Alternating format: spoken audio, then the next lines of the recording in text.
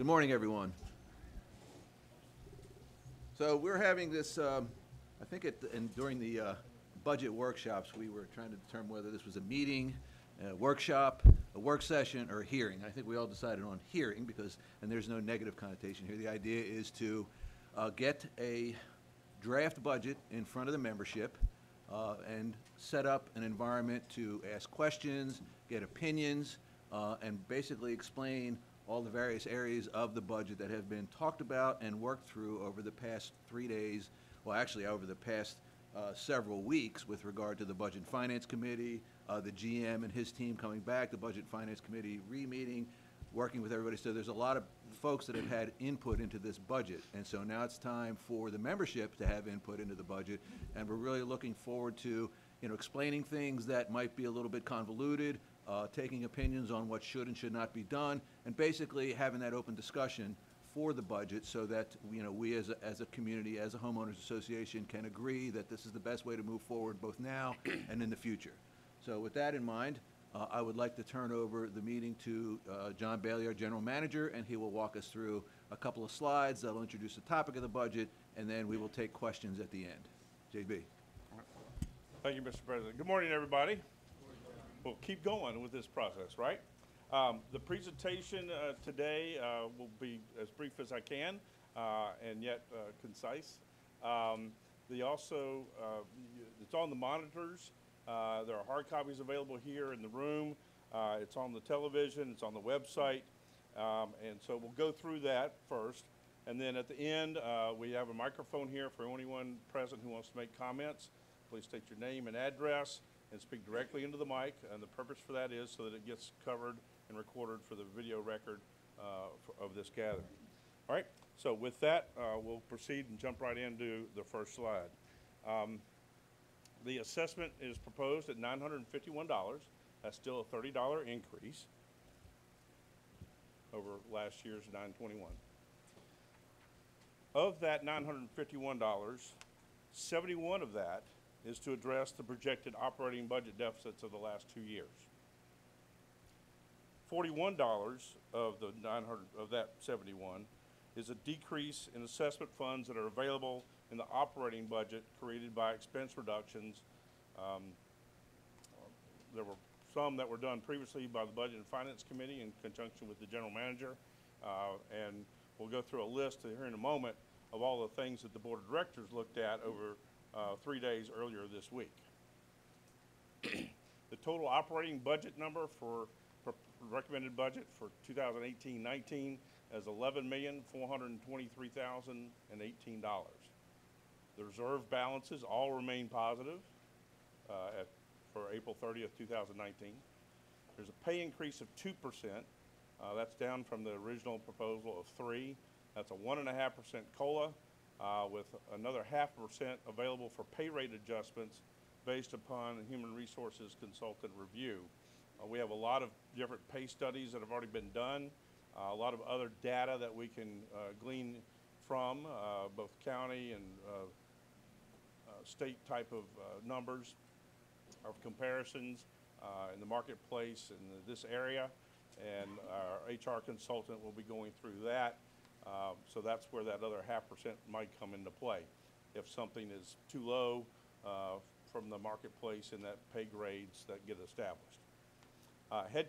Total head count was reduced by 13.75 FTEs or full-time employees based upon hours, a 40-hour week. And the contribution to the bulkhead reserve has been reduced by $19 per lot for 1 year. That actually came out from the Budget and Finance Committee, and that's still in place here. The new capital project funding was mostly deferred to future years. If you'll recall from earlier presentations, there's a long list of new things that would add value to the community, a lot of good ideas, but they all would be paid for out of the operating budget, basically, which impacts your assessment. So if we had added all of those and kept them all in, it would have been about $26 added to the assessment. So we did not, basically deferring those to future years and other consideration. Now the budget process today, the board conducts this hearing on the recommended budget. And there's one more step after today, thank God. But No, I say that in jest, but it's been a good process, and that's healthy. But the board's going to consider the budget amendments and any votes for that and adopt the final budget and set the assessment on Sunday, February 25th at their regular February board meeting. The board of directors changes from earlier this week. The board met on Monday, Tuesday, and Wednesday, February 5th, 6th, and 7th. We met pretty much all day from 9 to 2, 3, 4 o'clock in the afternoon. We had some breaks for lunch, but the board was very consistent and pragmatic in pursuing every departmental budget and then dealing with some strategic issues that obviously impact the budget and the assessment. So from those days, I'll go through a list of changes and give you a total here at the end. One of the things was we increased the bad debt expense by $80,000. Excuse me. We decreased the IT contract services by $75,000. We decreased the 50th anniversary expense by $10,000. We increased the interest income because we're doing some more significant investment. So we increased our interest income there by $25,000. We reduced our auditing fees by $5,500. Some of that is going to be able to be done in-house now with our new financial director, Steve Phillips, and that's good to have him on board to help with those types of efforts. The increase in salary range, again, these are categories of administration and GM office. Those were some adjustments that were made of $15,000 and some change. That benefits, the health benefits, all the stuff that besides the pay rate. Increase in HR consulting expense. That's the we originally had $13,000 in the budget for that. We increased it by $5,000.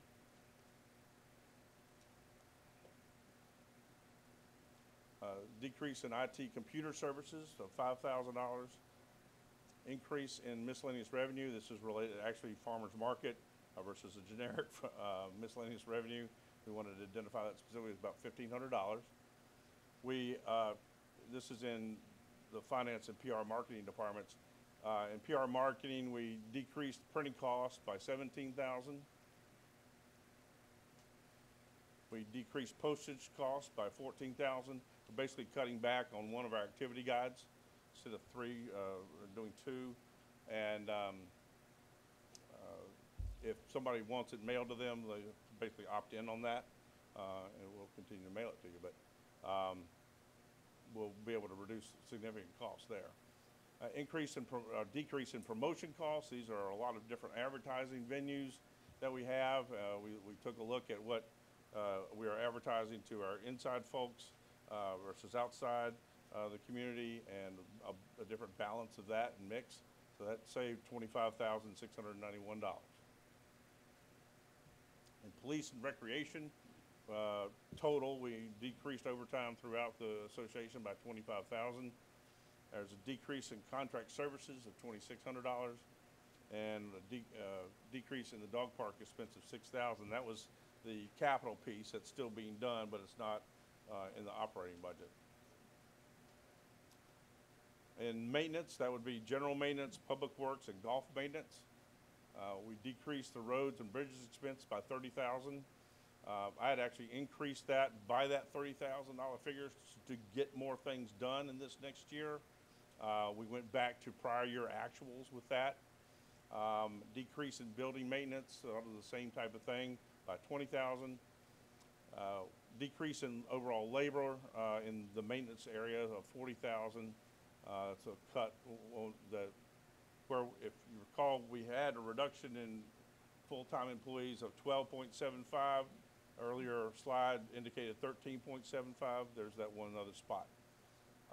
Increase in supply expense of about $5,000.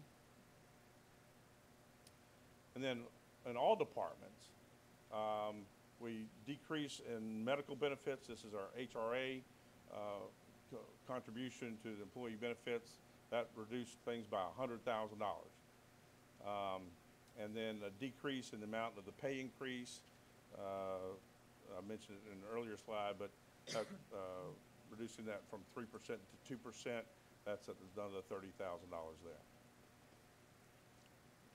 So the total changes that the Board of Directors put in place earlier this week to come to a reduction of expenses of $326,596, and that equals $38.64 of the assessment. So today, the board conducts this hearing on the recommended budget, and now the board will receive your comments and questions. Again, please, we have a microphone up here, so state your name and address, and speak directly into the mic, and feel free to share whatever you wish to share. Thank you. Okay, the floor is open for comments. Questions?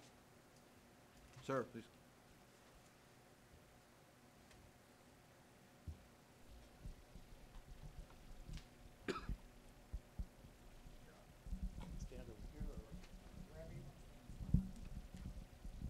My name's Bill Sheridan, 398 Ocean Parkway. Just a couple questions. We said that we reduced the number of... Oh, Move that chair out of the way. thanks, Lebanon. All right. Bill Sheridan, 398 Ocean Parkway. You said you reduced employee count by 3.75. I'm sorry, 13.75. Sorry, Guy. Is that reduction from the proposed budget, or is that a reduction from last year's count? Last year's count. Last year's count. It says new capital projects, most deleted or deferred. Which ones are going to be going? No, just most. Yeah, there were only 2 new capital projects included in the budget, and they're still both in there. One of them is for a bucket for a backhoe, if you would, to help with drainage and digging down ditches, whatnot. And the other one is the dog park access gate. Okay. Last question right now. The golf. Mhm. What kind? We have no more capital going there, from what I understand. But maintenance. How much is in the budget for maintenance? I didn't see anything specific. Are you meaning the golf maintenance budget, or golf maintenance equipment, or both, or? Everything. Okay.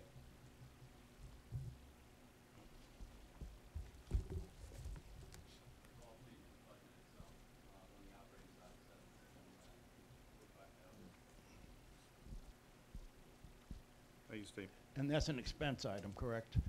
Okay.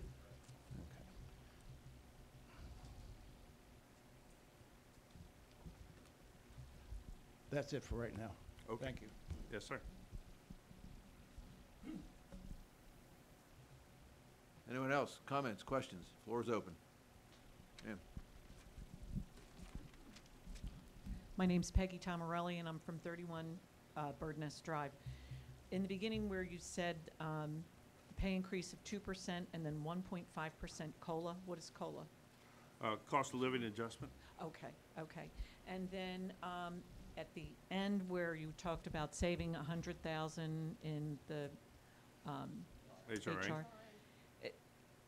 I know there was a question before about employees getting their benefits paid for 100%. Is that 100,000 saying that employees aren't going to get their benefits at 100% paid? Okay. Are employees going to start contributing towards their benefits? The board had a long discussion about that, and one of the things is to try to come up with a long-term plan to get at that. The idea, in the general marketplace now, it's usually 80-20 for the employee only. If you're lucky, it's 80-20. Yeah, sort of 75-25 or something like that. We are still 100% employee only.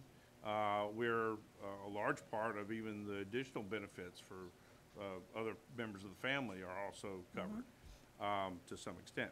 So there is an effort to look at getting to 80-20, but not in the current proposed cycle of the 18-19 fiscal year budget. So during 18-19, employees' benefits are going to be fully funded by the association, or no?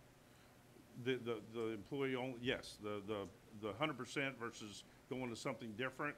Right now, that's the proposal that's still at the 100% level. Okay. You contribute, the family. Okay.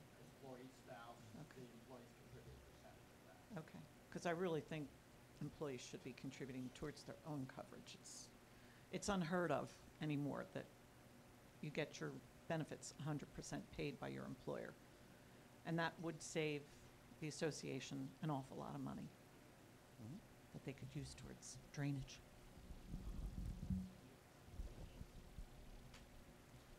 Thank you. More comments? Sir? Or ma'am, please.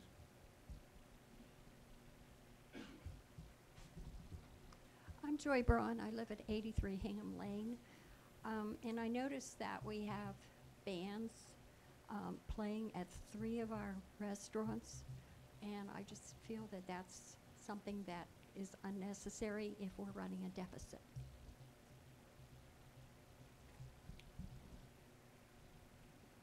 Maybe you want to touch on that? Well, currently, there's no live music at any of our facilities because we're not doing that right now. So that aspect for this current fiscal year doesn't exist. Going forward, there is certainly money in entertainment at our venues for next season. There are other conversations taking place later today about what type of arrangement that may be with a management company for managing that type of, managing our facilities. I would just add to that, you know, if we can work something out, great, and if not, we'll have to look at other options for how we're going to manage that. But right now, there's certainly no live entertainment at any of the venues, and I know that there was a lot of, again, I wasn't here, but I understand we had multiple bands at the same facility sometimes last year. I don't think that is in my plan at all.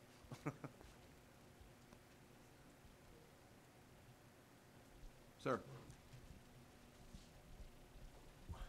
Morning, Joe Tomarelli, 31 Bird Nest Drive. Are there any current infrastructure projects going on, major ones? If so, what are they? And the mold at the beach club, or at the yacht club, does that mold remediation come out of the yacht club's budget or out of some other emergency fund? That would be applied to the yacht club, yes. It's operating, their maintenance repair costs. Do they pay utilities? Does that come out of their budget, and any sort of rent or anything? And that comes out of their budget as well? Yeah. Okay. And the infrastructure, There's no rent, I mean, it's us, so. there's no rent that way or anything?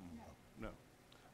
And then the infrastructure projects, is there any major ones that, you know, like the bridge and drainage and roads and that sort of thing? Is there any money that is being put out for that?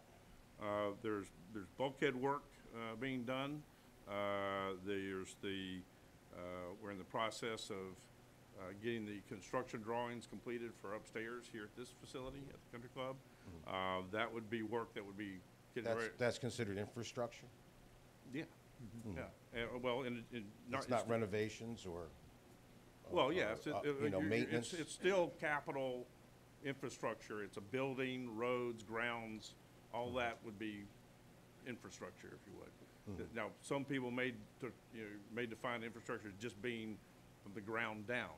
And if you're speaking of that, then you were talking about bulkheads. We do have. Well, maybe my point is there any infrastructure outside of the amenities going on? Well, again, bulkheads would fall underneath that. And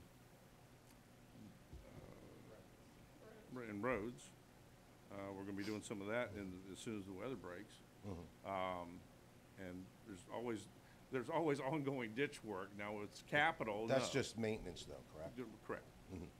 But there's no plan in place for any of ditch work or bridge work? No additional bridge work right in this fiscal year. There's bridge work proposed and repairs and maintenance for next year.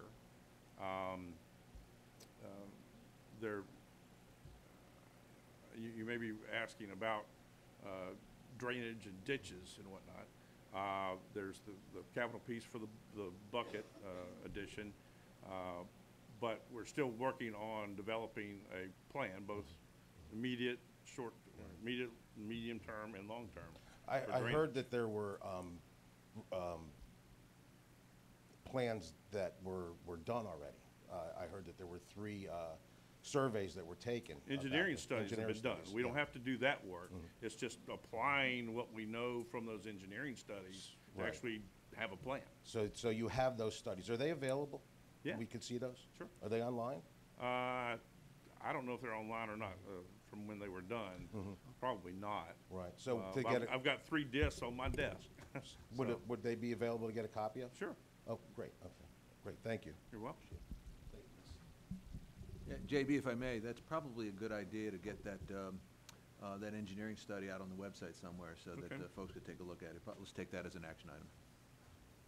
Other comments? Ma'am?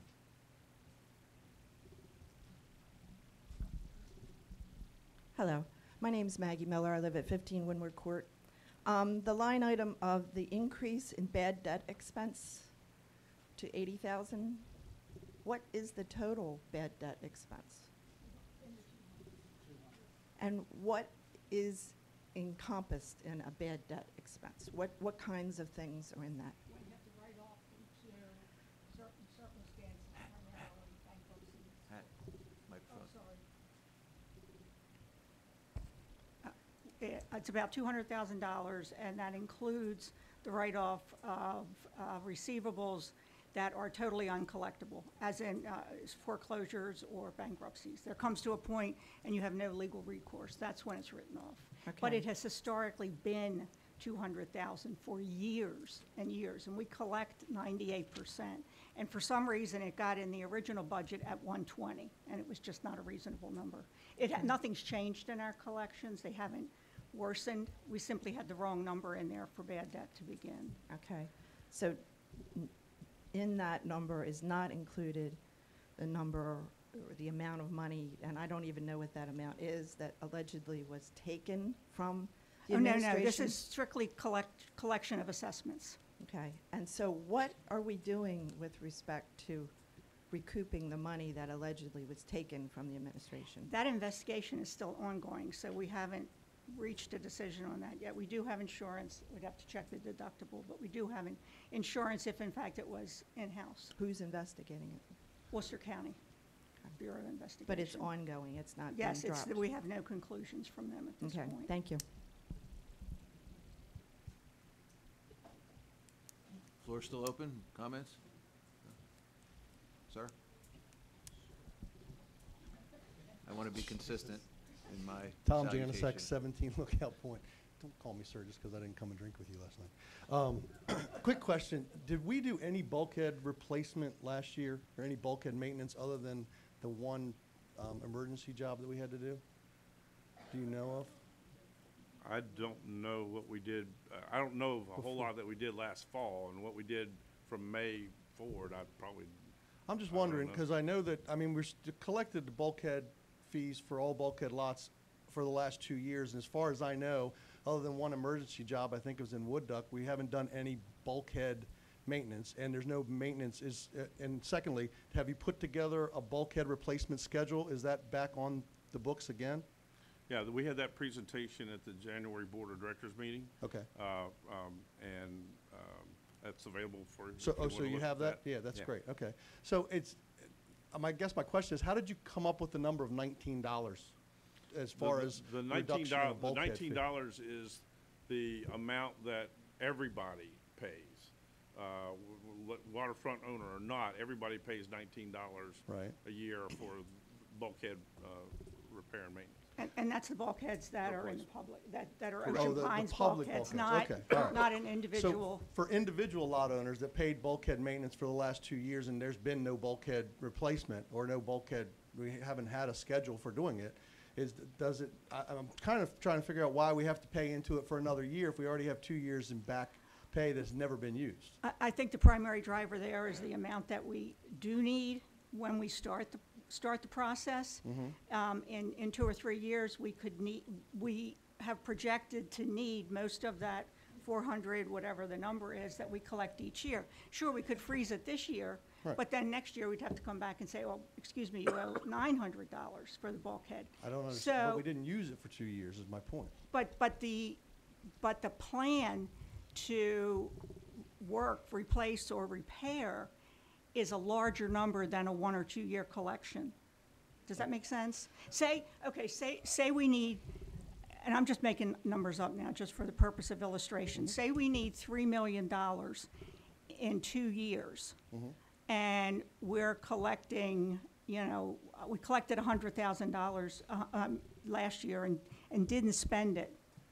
Then that needs to accrue to when we do the work in 3 years. Well, I mean, it never had to before when we had the bulkhead replacement plan that when it was basically on a monthly basis for the next 15 years. The one that I originally saw with Bob Thompson like 3 years ago. Right. We never had to increase the bulkhead number to keep that plan going consistently, and we were replacing bulkheads We didn't- constantly. The number didn't increase. I know it's not increased. My point is that we've collected it for 2 years without doing any bulkheads. I think if you see the plan, I don't think I'm expressing myself very well without the So it's a actual more numbers ag- here. It's a more aggressive plan, is what you're saying. Yes, and we're doing the 465 a year so that the payments from the waterfront owners is smoothed over time. So we don't say, okay, this year you owe us nothing, but next year when we start to do the assessment, oh, by the way, you owe $1,000. So, and that is the projection right now. I think if you see the plan, Tom. Okay, yeah, I just haven't I seen think if it. you I see the didn't know we had plan one and again. see the numbers that are popping up in the next couple of years in the millions, and you see the amount in the reserve at this point in time, I think you'll get a sense, and I'd be happy to talk to you after you see that. Oh, that's fine. Yeah. I think you get a sense that the 465 number is totally reasonable for our needs over the next 4 or 5 years. Well, I assumed it was, because it's been the same for the last 10 years, and we've just been paying into and doing the amount of bulkheads that we needed to based on the schedule to keep the money flowing smoothly.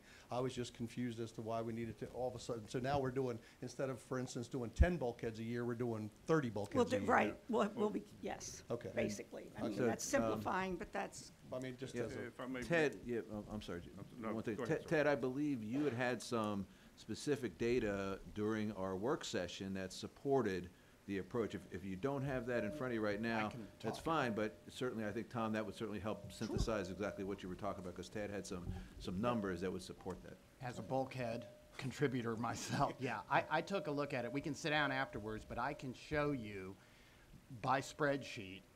We deferred $988,000. We didn't do it in Right. 2016, so that's sitting out there. We've got 204 that is under contract between now and the end of this fiscal year. And next fiscal year, we've got somewhere in the range of a minimum of about 700,000 that has to be done, and a potential another $500,000 that has to be done once they inspect it. It may not need to be done. So really what ends up happening is that we're going to be doing catch-up, and when you see what the presentation was, for instance, he talked in there about it's not going to be one company. We may have to go to multiple companies to get caught up. And the other thing, when you see the presentation, is trying to be a little bit smarter about doing it. Not, if you've got 5 homes, don't do 5, skip 1, and then have to come back the next year. So the plan is I think when, better be efficient, is that what you're trying to say? well, we're going to at least Oh, pretend please. that way, Please. okay? So we're going to try. So if you want afterwards, we can sit down and look No, at the I'd like spreadsheet. to, I'd at least like to see and plus I'd like to see the the Yeah. timeline No. of when the bulkheads, because obviously we have properties on the water, and I don't want somebody pulling my bulkhead in July, you know, so people spending money, so. All right, thank you very much, I appreciate it. Mr. President, if I may add one other comment. You know, we're going through the process of, we've got some work that we're gonna be doing this spring with our existing contractor. We're also gonna be issuing an RFP for those future services for bulkhead replacement. We have no idea what that number's gonna come back at per linear foot. And when you add, that may be considerably different than either even this for that repair work. And over the next several years, I'm pretty sure that's gonna go up again later on. So that all impacts what amount of money that we need to have available in that bulkhead reserve to pay for those things. So it's an ongoing thing, certainly. I mean, I know it has been for years, I just, it hasn't done it, we haven't done anything with it too, so I'm trying to. Right. So the idea is to keep, I'll take my $500 back. the idea is to keep that 465 static over time and not have to raise it, even though the cost per linear foot might increase. That keeps that number the same and allows us to catch up with what we hadn't done. Okay, all right, thanks. I look forward to seeing that. Other comments? This guy had his hand. Sir, come up, please.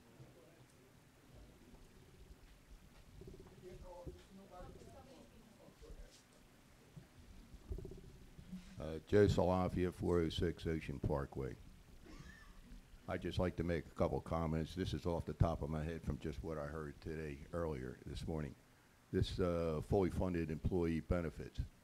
And I would think that you could eliminate the raises totally and consider being fully funded for another year or so is adequate compensation in place of a percentage raise. If you're going to work down towards getting to 80-20, this is a good way to do it, because the longer you keep the 100%, the less they need percentage raises. That's just one thing. On the bulkhead, I just realized I've been paying into it for almost 18 years now, and as far as I can recall, over the past 18 years, I don't honestly believe that there was anything more than about $200,000 a year in bulkhead expenses.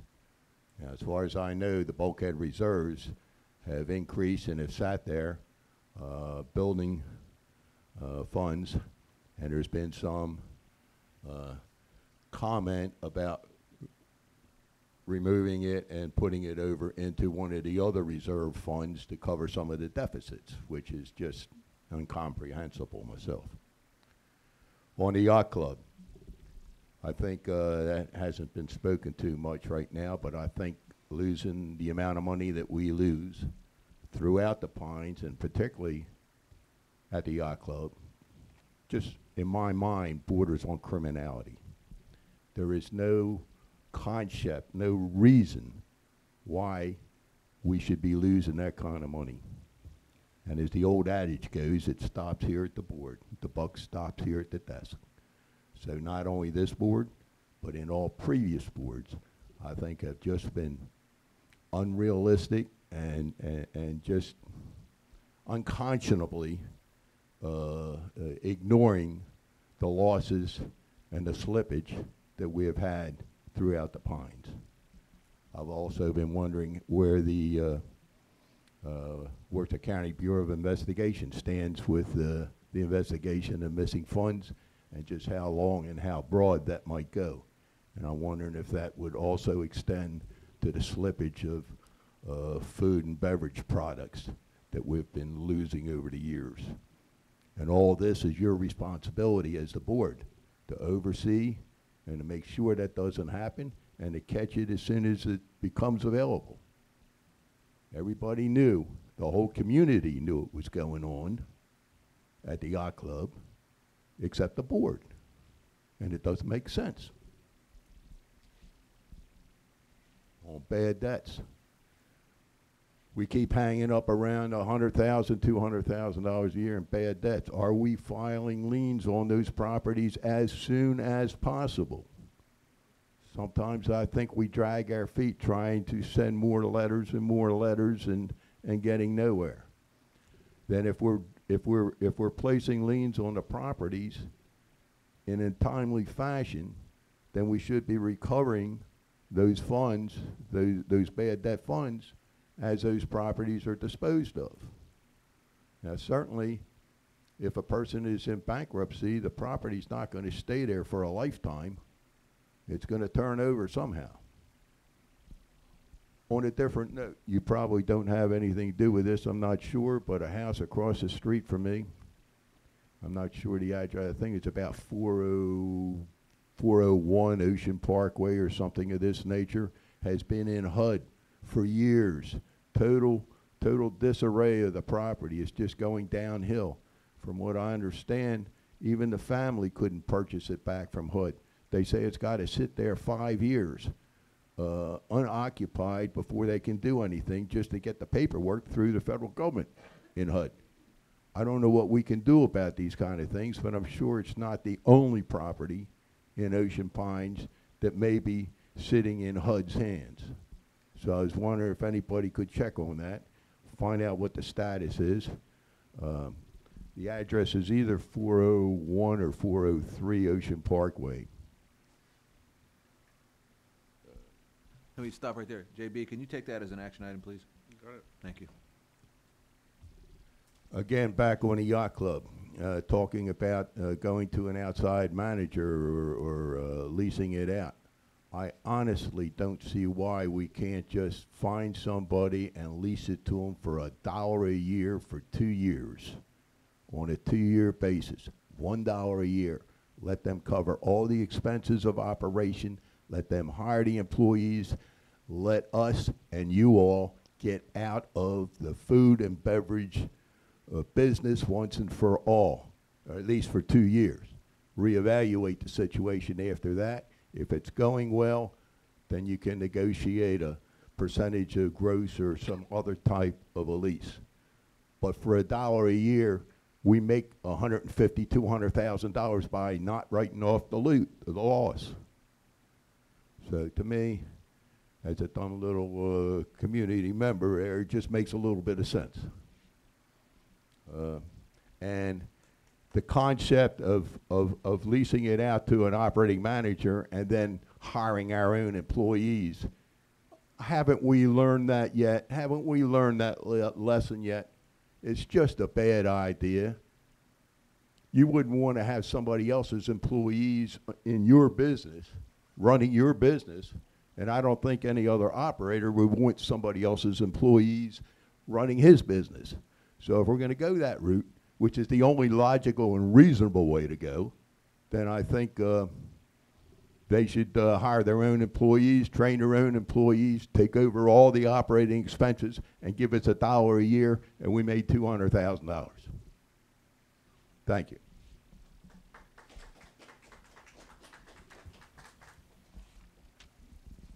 Other comments?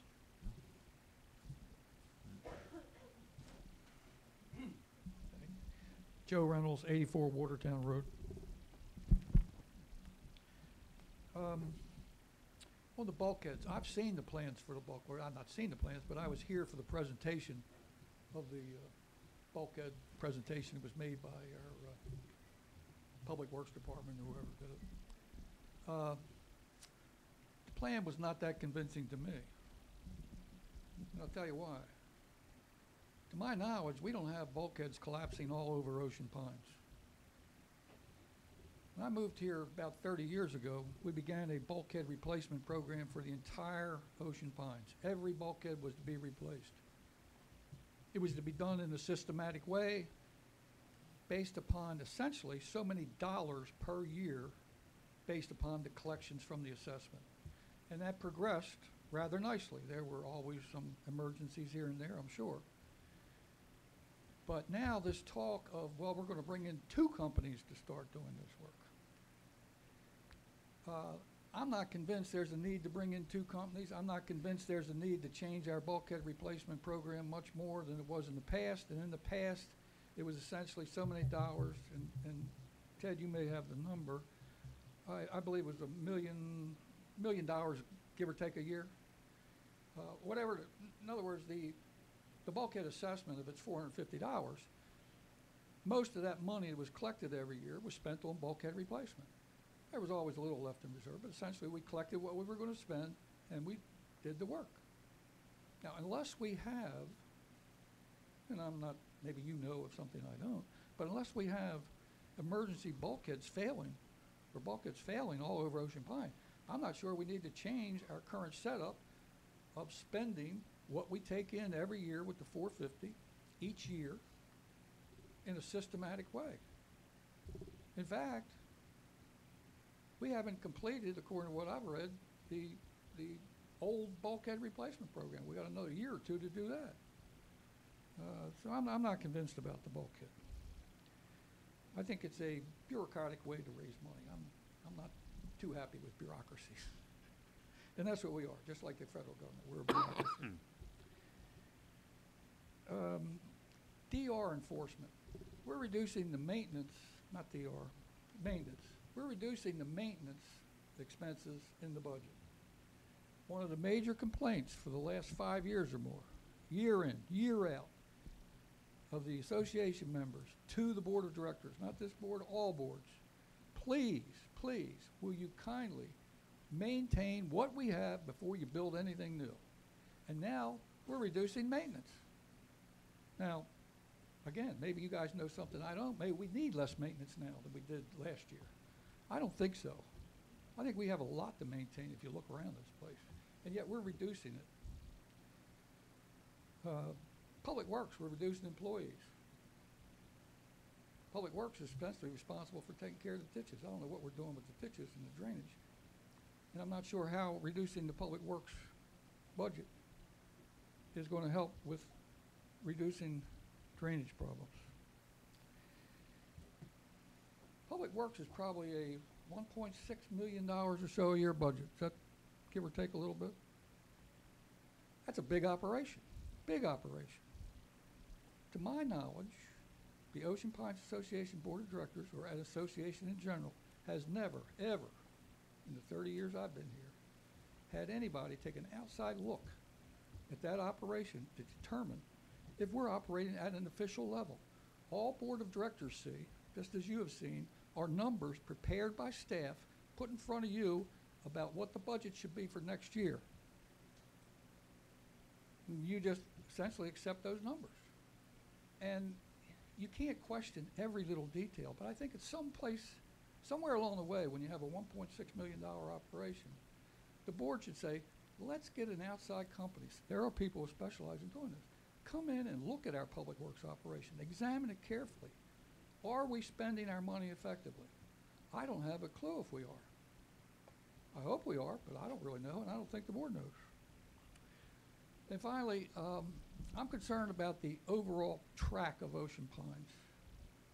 This $71 is almost 10% of the assessment to recover money that's been lost in operations.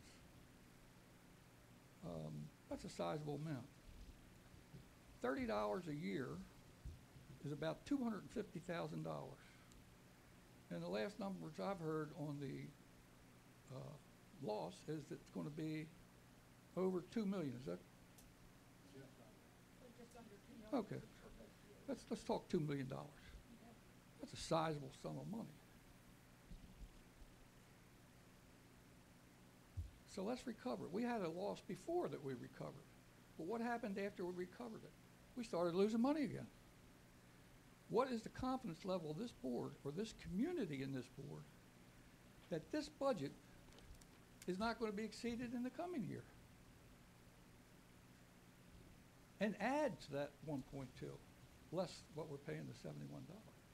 So I have a lot of concerns. I know you guys are all doing the best you can. I don't know if we need any outside help to look at some of our issues. The yacht club has certainly lost us $600,000 or whatever it might be in 1 year. I mean, that's absolutely amazing.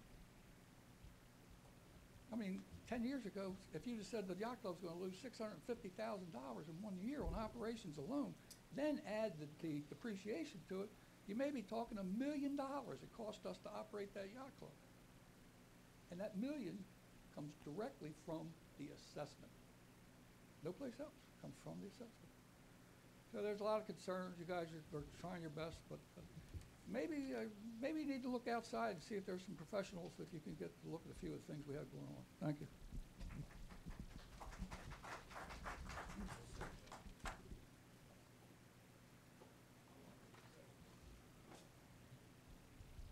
More comments?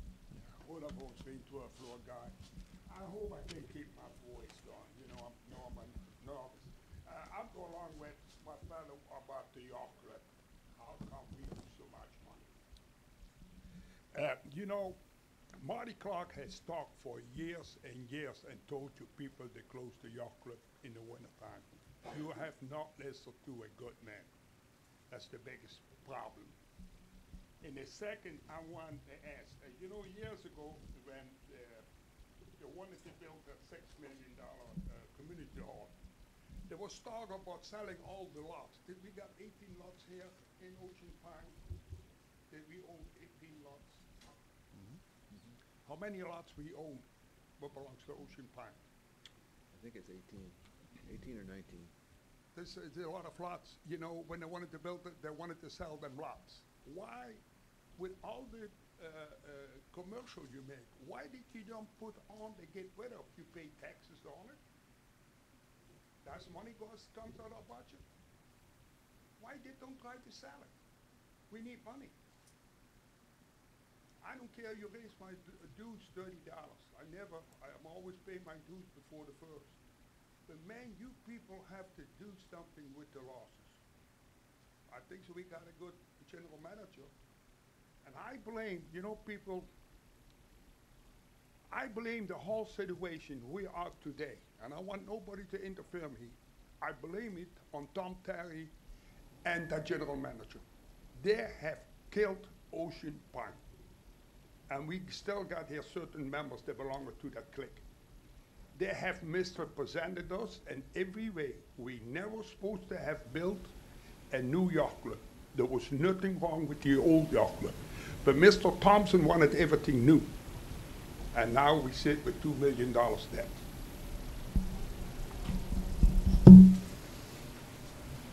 Other comments? Sir?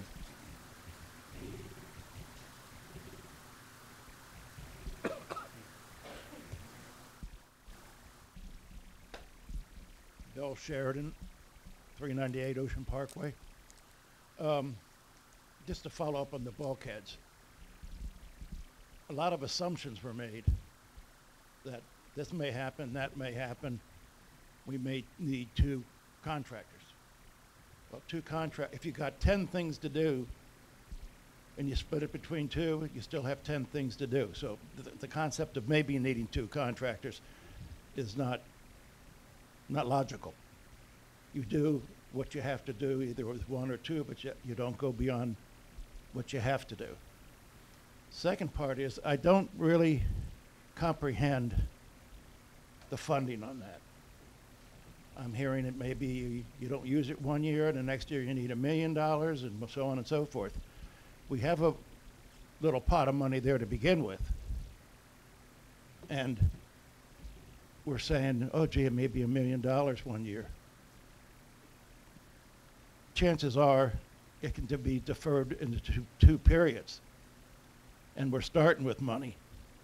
And if we're not collecting enough money each year to do the replacement or whatever, then we've got a problem. Yeah. But not because we have 2 contractors. Follow up on the yacht club. I'd like to answer the board. According to the numbers that I've seen, the original budget was to lose $300,000, which is probably conservative. Then all of a sudden it went down to $200,000. Now the last number I saw was $100,000 is what the yacht club is going to lose. How are you going to do that? We have no history over the years, none, that it's going to lose only $100,000. Can I have an answer for anybody how you plan to get down to that level of loss of $100,000? Well, that's another thing. The history on this yacht club, it's a losing battle. You know, people try to keep it open, all it does is lose more money. And to say, well, we're reducing people. The service was bad to begin with. The food wasn't great either. Went there one time, some rolls, you could use it in a baseball field. And I'm not saying this is changing at all. I just want to know how you all got down to 100,000, because I'll tell you why. When you look at a financial statement or a budget, if you find one thing that looks really skewed, then the whole budget is questionable, not just that one number. Last question. The hospital benefits. How many hours does an employee have to work to be entitled to the hospital benefits? It's no longer 40 in order to get that. Stephen, what's the current legal number? Do you know? 30? What do you mean by legal number? Required by federal law. If an employee works 30 hours, basically 1,560 hours, they qualify for benefits. Is that under the Obamacare statute and laws? It's federal law. Well, I know, but I'm trying to figure, is that where it came from? I don't think that came from, I think it was. pre-existed that. Okay, thank you.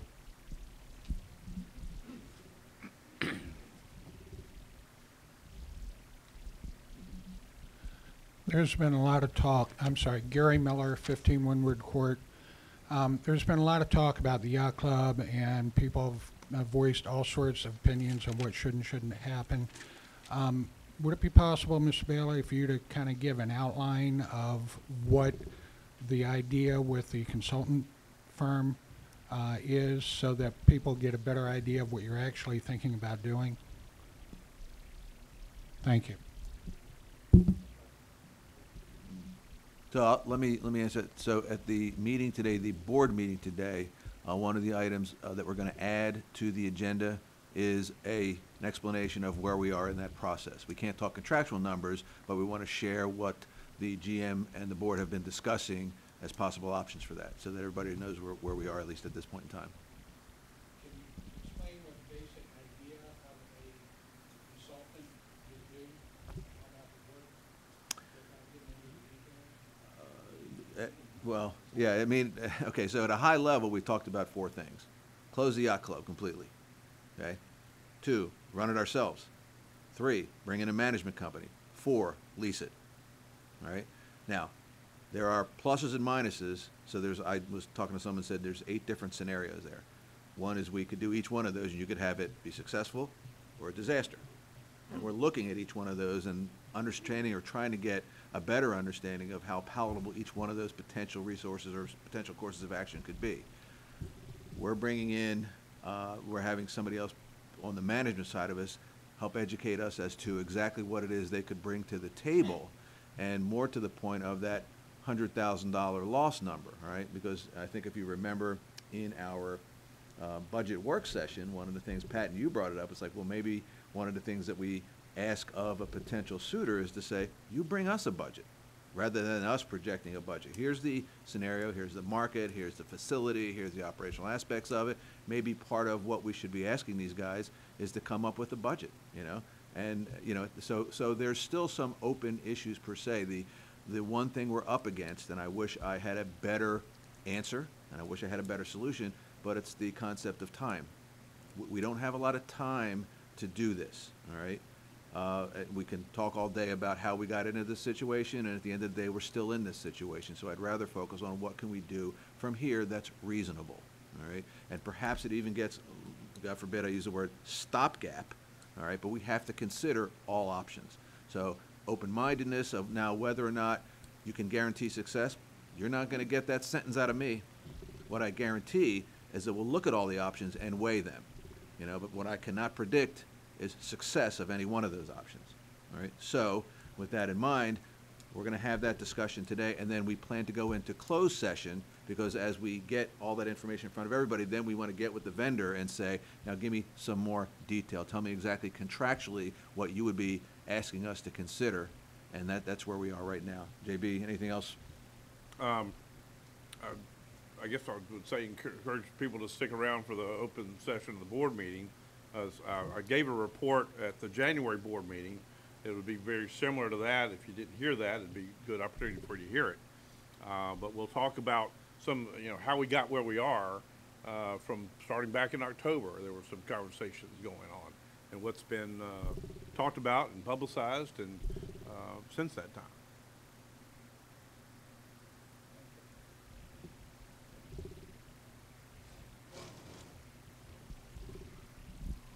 My name is Paula Roberson Gray, and excuse me with the cold. I live at 88 Windjammer. I have been attending these meetings. I went to the November budget meeting that was attended by both the committee and the board and our new general manager. And I just have 3 questions. At that meeting, we were $800,000, and it was a little ambiguous as to what we were going to do about it, and could we reach in? I listened. We listened for 2 hours. Could we reach in and just take it from here or there? Wasn't even really thought well of to tell the general population that we owed that money. Then I've been to the other meetings and I've heard some really good ideas. But as a person with a budget, like we all have individual budgets, we would like to know, in generalities, I don't want to know that it costs $6 more for paper plates at the yacht club. I think we'd all like to know not just a line for line, but how we managed to lose $2 million. And then I'd like to know if we could have some type of agreement, and it doesn't violate any of, I've looked, and I also looked at Robert's Rules of Orders. It doesn't violate anything to say, we'd like to have a quarterly generalization out here as to how we're doing with these ideas. Are we this far along? Because I think we've seen it where, oops, we have the budget, like someone referred to, it gets signed, he signs it, we go, and then next year, now we owe another $1 million. Is next year going to be $3 million? We need to know if what we've agreed to, because this is our money that's being spent, if what we've agreed to is being done and how it's working out. So if it didn't work out, if you can't find, like Mr. Parks just brought up, if you can't find someone that wants to work at that rate of pay, is that going to impact our budget? But the main question is, we'd like to know where the $2 million went. The yacht club's been losing $300,000 to $500,000 a year, and all of a sudden we've lost $2 million. I think that's a fair question. And to just say, well, you knew it was coming, I don't think any of us knew it was coming. And I think we should have been warned, but we weren't. So is there a way that we can, when looking at these budgets, say the budget committee would probably be, I don't think it would be hard pressed to say, this is what our quarterly is. At the end of my month, in my checkbook, I'm not asking you to put out numbers, dots, $15 more for trash collection. I just want to know if we're close to where we thought we were going, and if not, what the hell you're all going to do to make sure that it doesn't come back next year and be $3 million. That's it. Thank you. Let me add, I really like the idea of a quarterly report to the membership. We give them monthlies, but maybe when I say that, on a quarterly basis, we look at not just the monthly numbers, but maybe we look at it as a measure against a metric that we've set up. I don't know. Let's socialize that a little bit more. Maybe there's some additional information that we could put out. I can't guarantee, but I will say that let's look into it and see if it's something that we can put together and portray in such a way that the membership goes, okay, we're a little bit under, we're over, whatever. But we do it monthly anyway. But maybe summarizing it quarterly, I don't know. Gene, I see you, and I'm sorry to get out of protocol here, but Gene's shaking his head, and Gene's got a lot of experience in the budget and finance side, so I want to listen to your comment.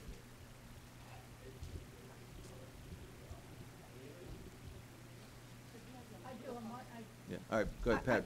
I do a monthly at the board meeting, and then a quarterly report in the newsletter, in which I talk about the variances. Now, perhaps it's the language, and we can certainly look at the way it's presented so that maybe it's clearer The language is a line for line. It says, we had this much, we spent this much, we went this much. But the monthly, so far, I haven't ascertained that it ever said, this is where we should be, and we're not. The monthly, they come out, and they're on our website. I know, I've seen your monthly. Well, they have that. That's what they have. If you look at the department, then the bottom line, right hand, it says actual to budget. But we've never had an answer.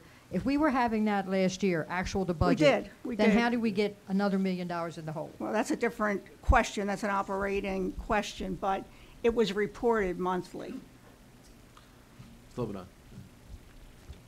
Yeah, I just want to add to the comment that was just made.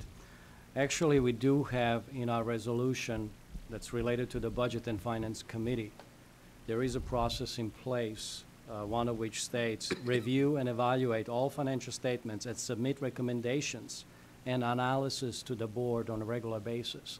So we do have a process in place. The question is, how well is it followed?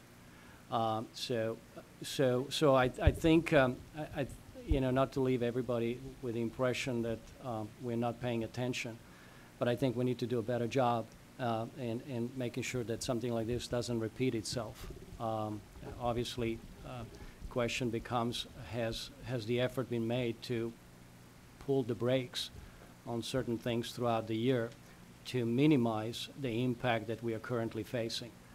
So there is lesson to be learned, you know, from what transpired over the year.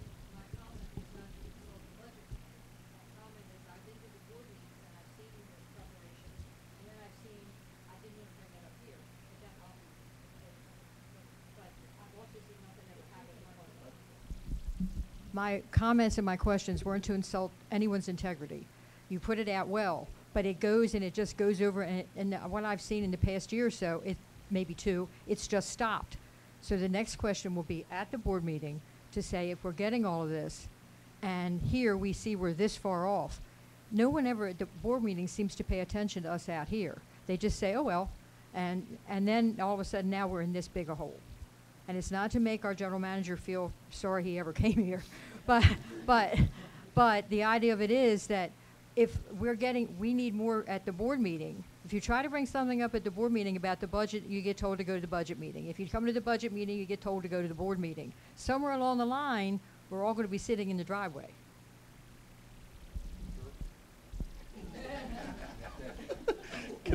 And I'm in total agreement with you. One of the things we talked about as a board was budget discipline.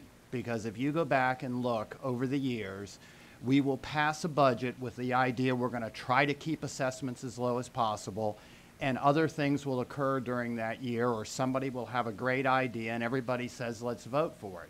And so you incur an expense, but you have no additional revenue to pay for that expense. And that's part of the problem. The other thing we need to remember is, for whatever the reasons are, we're digging out of the worst financial hole Ocean Pines has ever been in, based on this current year we're in. In the 27 years from 1990 to 2016, if you added up all of the deficits, it was 1.85 million.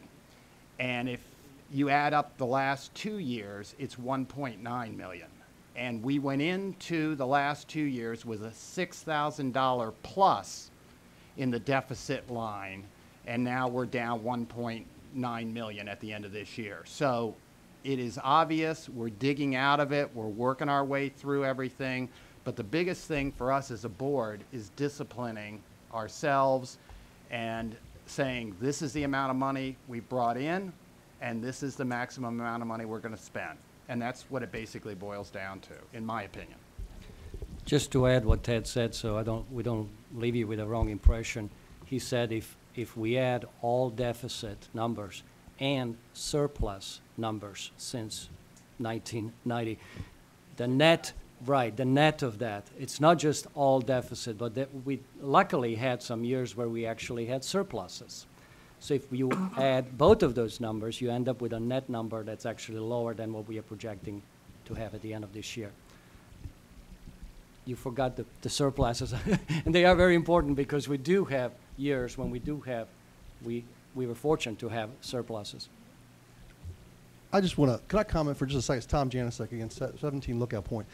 There's a couple things. I mean, obviously, the big deficit that we had was the yacht club and the management. I mean, it was poorly managed. You knew it in June, but just kept going. So it all falls back on the board who didn't do it. We finally got rid of all the managers.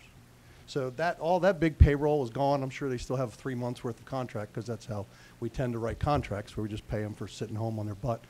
But I want to say something really quick. What we're doing here, now that they finally cut all the losses, and the Friday night prime rib night here, I just really quickly, I know this is all negative about how much money we're losing, but the kids that are working here, Michelle and Ray in the back, and Michelle's husband bussing tables on Friday night, they're doing a heck of a job.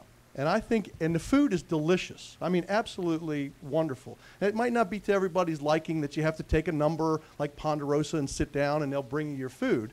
That's okay. I mean, we're doing the best we can. And I want to quickly just thank a couple of the board members who come out and support this and actually helped out the first couple of weeks, Doug and Colette and Cheryl.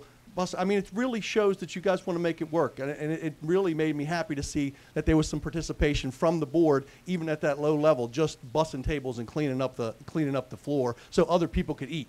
I mean, it makes, it shows that you're down here in the trenches actually trying to make it work. Now, the kicker is when you have a month that's managed poorly and we lose a ton of money, somebody's got to figure out why.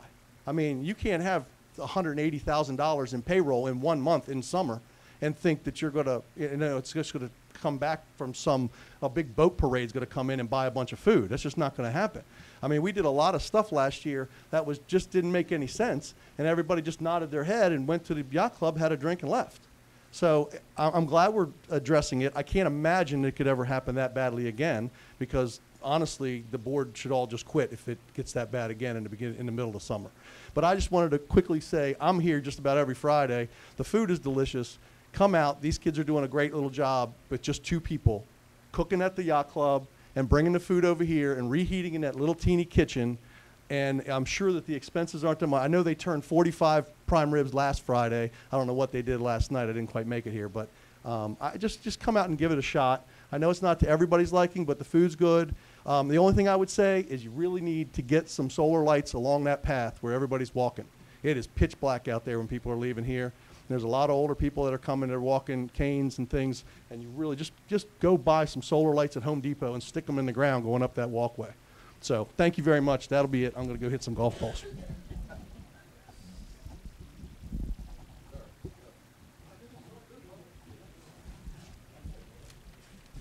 Thanks. Joe Reynolds again.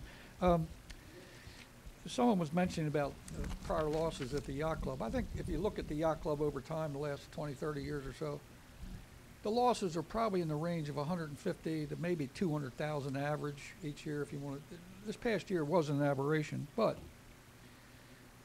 back around 2010, there was another aberration, and that aberration, if you want to call it that, was a good aberration, in that we lost about $11,460.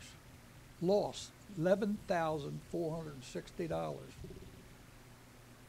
Tom Olson was the general manager at that point. The guy running the yacht club was Joe Reinhardt. Now there was complaints then from people about they didn't like the food, they didn't like this, but you're gonna have that regardless. If Jesus Christ came down and run the place, you'd have complaints. But I understand that Joe Reinhardt and a chef from a prominent restaurant, supposedly, in Ocean City, have made a proposal to our general manager. I don't think the association members know anything about it because we're not privy to what goes on around here much anymore. What's the old story? Not the old story, but the Berlin Wall. I mean, we talk a lot of things about transparency, but as they say, talk is cheap. I'd like to know what the proposals are for our yacht club as an association member. Maybe not down to the exact detail, but I don't know that many people in this room know that Joe Reinhardt and a well-known chef from Ocean City have come over here and proposed something to our general manager. Whether that was presented to this board of directors or not, I don't know. Was that presented to the board of directors at that private meeting? Was that presented to the Board of Directors at the private meeting last week, last Friday or whatever it was? That's one of the options. Okay, all right. As far as the data goes, this board does provide good information on profit and loss on a monthly basis. And as others have said, Mr. Trendick, as a board member, has constantly, since he's elected, even before he was elected, complained that the board does not act on the information. And in many cases, he's ridiculed for what his attempts to get the board to act on information at board meetings. He has made motions that won't even get a second. The problem is not the availability of the information. The problem has been the board's inability to act on the information it sees. Perhaps a classic example was the 20% discount, which was added after the budget, I believe, and at the yacht club accounted for, if I'm properly informed, about $200,000 of income that we would have had we not had the 20%. And I dare say, without the 20%, I don't think it would have made 1% difference in our total income revenue. But there are things like that I don't know. It's just mistakes were made last year. It is an aberration. There's no question about it. But and pardon me for going on and on, but I'm kind of into this stuff for some odd reason. I'd like to see more DR enforcement, and I didn't see anything in that budget about increasing our inspection people. We've got one full-time person, one part-time person who do DR inspections. None of them work on a weekend. And if you look around Ocean Pines, this place sprouts up signs all over the place. They're in violation of our declarations. But we have nobody working who may be available to take those signs down. And I believe if we were taking them down, as we have the ability to do, these people would stop putting them up. The place starts to look like a trailer park sometimes on weekends. I'd like to see more DR enforcement. We have a code that says you can't put trash cans in front of your house. Within the last 5 years, I'll bet the number of people putting their trash cans right in front of their house, I'm not talking about on the day they collect, I'm talking about they store them in front of their house, has increased dramatically, because we're not enforcing it. A prior general manager told them, don't enforce it, because we can't enforce it. I think we can enforce it. We can bother them a lot. Maybe we can't put a fine on them. But while I'm pushing for more DR enforcement, what I don't want to see is putting more people on, or existing people, going after people for relatively petty things that don't make much difference. The things we need to go after are the things that impact home values, like trash cans sitting all over the place all the time in front of homes. I'm not sure. It says something about the people that own the homes, I believe. It's not good. Anyway, thank you.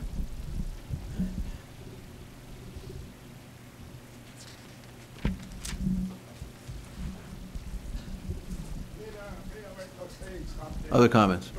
It's a personal thing. I've been here for 27 years, and I keep a budget.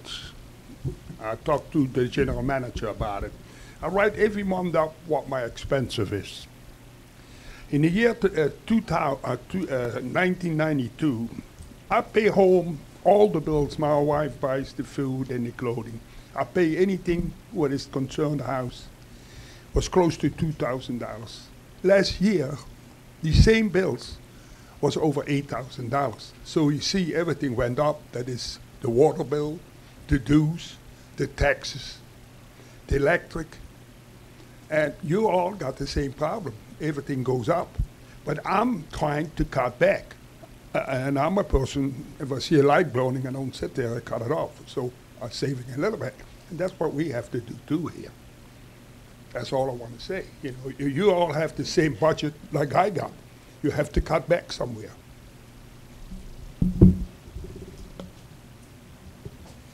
Other comments? Sir?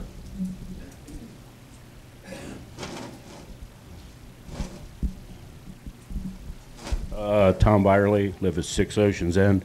Y'all are very photogenic. I was watching you on TV. Everything's cool. I just want to come down and tell you, Patrick, you're doing a great job. Y'all look really good. Couple questions. One, I watched the numbers and stuff. I might have missed something on the way, but this upstairs that you're doing here, that's in the budget for this year? Right. Okay, so you're going to be doing upstairs this year, finishing that off or whatever. You ever thought about not doing it? I mean, it sat last year with no sprinkler system, paying extra money supposedly for a fire watch. If we don't have the money, don't do it. It's enough, there's enough going on here. Another thing, that's just one thing. I mean, I work here. I work at the golf course. We got 2 garage doors down there that don't work. You ever try to get 75 golf carts in at night when you have doors that don't open? It's not easy. Waited all year long. They've been locked down, the one in the back. It's a drive-through cart barn. They never fixed that. And that's been on the budget. I mean, it happened all last year. We had to back carts in. Carts get all dirty from backing them in through the drainage down there, which is horrible because all the water from washing the carts stays in that area. So when you back a cart in, the wheels go in reverse, throws dirt all up over the cart. You got to wipe them down when you get done. Anyway, that's something that needs to be done. Not a great expense, 2 garage doors. The other thing, having to do with the yacht club, not really the yacht club, but the tiki bar. It's for the pool. It's for the people that want to sit outside. Everybody's been to the tiki bar. It's a disaster. Utter disaster. It was an afterthought. They forgot to do the thing when they first built the place. It's on a 6-inch slab, which makes all the coolers not fit underneath the bar because they didn't do it right, because they forgot about it. They ran a conduit with a little teeny piece of this big to operate the electrical. You can't operate a fan and a blender or a TV all at the same time. If you look at it, the floor is so unlevel. They take and they put Clorox and bleach and all that stuff on that floor. The drain doesn't work, so it stays there. The cabinet doors are falling off. It's a disaster. It's awful.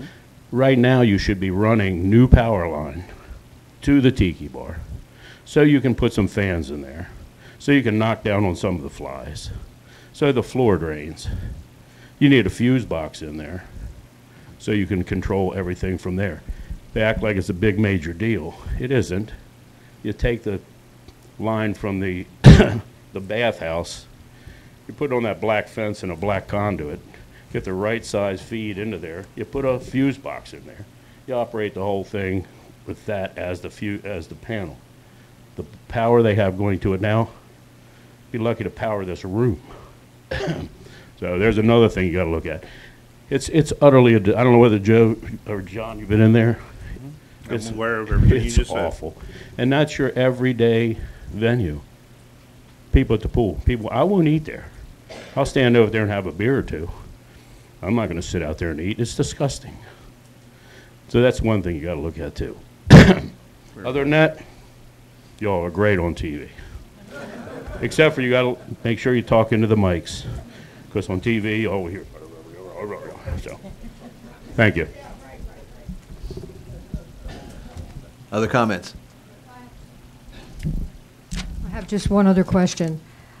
This meeting that we're going to have about the restaurants, all right, I think my son's been in this community for 15 years. I've been here actively, permanently too. I think we all have the right to get beyond that wall we're talking about. Maybe we don't need to know your negotiations, but before a final decision is made, I think we have the right, living here and participating or considering participating at the restaurant, to know who you're going to get. To abrogate the responsibility and say, damn, we lost $1 million, now we're just going to give it to Pizza Hut, all right? I think that we don't need to be in a worse shape.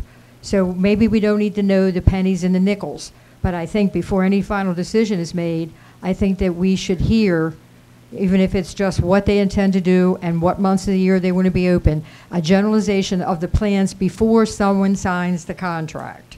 So we don't have to live with some of the decisions that have been made before, because I've had some of those roles too.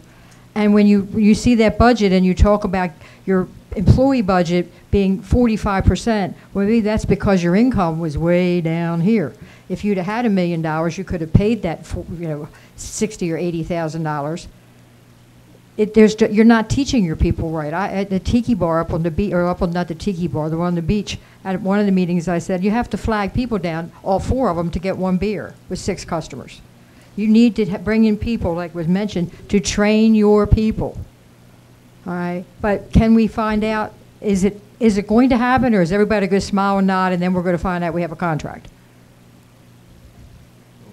The intent of the meeting, all Okay. right, is to share everything we've done to date and as much detail as we can without divulging some of the contractual arrangements that would and could affect our ability to negotiate as we go to, if we decide to go with a contract. So yes, we want to try to get all that information out today at 12. But now you're going to have the private meeting to further discuss what you've Yeah. heard from us. We are not, so, well. When is a decision going to be made I about don't that contract? Yeah, I don't anticipate that will happen today. Will we hear about it before it happens? Yes. Yep. Okay. You can, yes, okay? Before something is finalized, the membership will know about it. I will commit to that. And we'll hear we'll hear in generalities what we didn't get. Yes, Okay, that's a commitment. as a comparison As a to all of the comparison. options we looked at, That's fair. okay? That's more than we've ever gotten. Okay. I'd like to just capitalize on that one more. I think in an effort of transparency that you all propose and say you're trying to do, it would be nice if you had a community meeting and every one of the proposed contracts, those people come in and let the whole community know what they're proposing. We don't need to know the dollars and the cents or so, but we need to know what they want to bring to our table. It's our table that we're talking about, not yours, ours. And I'm in you that- are part of us. I'm in that ours, by the way. I understand, you're Okay? part of us. So it's not us and them, it's ours. But in the effort make of that very clear. transparency, when we get down to transparency, though, it becomes you and us. When it comes down to transparency, if you look at it in reality. That's true. So, And what did I just commit to? well, I'm not totally sure you committed to what I'm asking for. I'm asking to see each one of those companies present in front of the general public their proposal of operating our yacht club. Not your interpretation of what they said to you. We want to hear what they're proposing to you. And I think it's our right. I think we should. Yeah, It's I- our $1 million I won't disagree out with that. there. I won't disagree with that. So that's all I'm asking, is that we have a meeting before a decision is made, and we hear what each one of the proposals are proposing to you In as thinking- a community. In thinking through this and trying to make it in the interest of time and efficiency, is one of the ones we should do is the ones that are coming today, after we digest what it is that they're bringing to the table, we share that with you, minus the details of the actual contractual dollars and cents. Well, you're making a presumption that there's several vendors in each one of those categories, that have come to us and said, we have a solution for you. Because that's not where we are today. No, we're not making, yeah.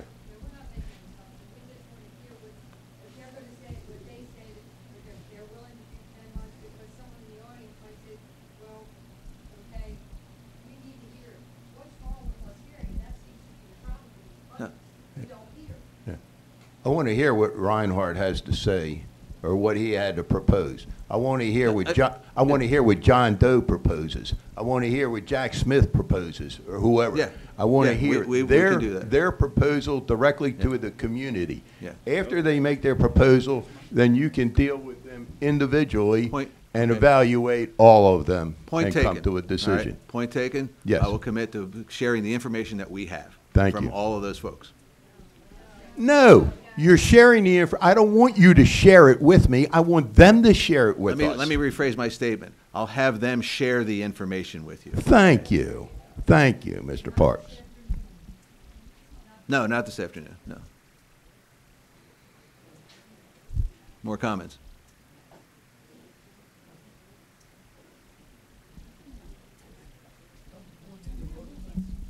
No. I'm Bill Sheridan, 398 Ocean Parkway. Just to follow on that, the example, the trash contract, that's our contract, is that correct? For the trash hauling? All of a sudden, we go up maybe 20% coming this year. We don't protect ourselves. I've seen it too many times. In our contracts, we're too loose. We don't protect ocean pines. And I think that is too many times we have, oh, we got to add this, we got to add that. Shouldn't we take back to the yacht club in our solicitation, tell them what we want, not have them tell them what they're going to do for us?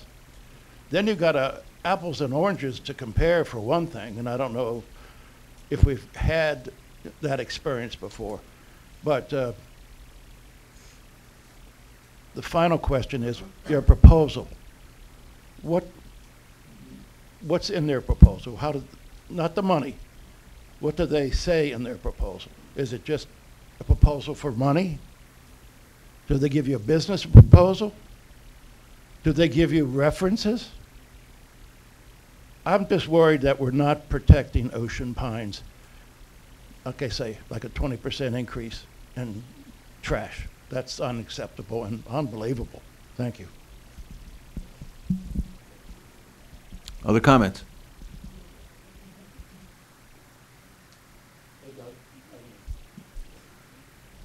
Sir?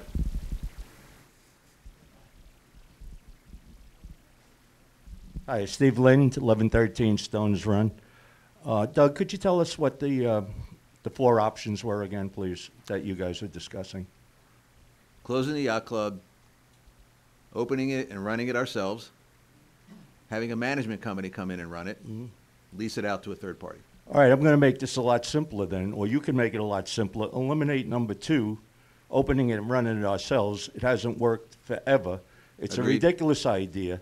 That's the number one thing we got to throw out, that whole that option. Forget about it. It don't work.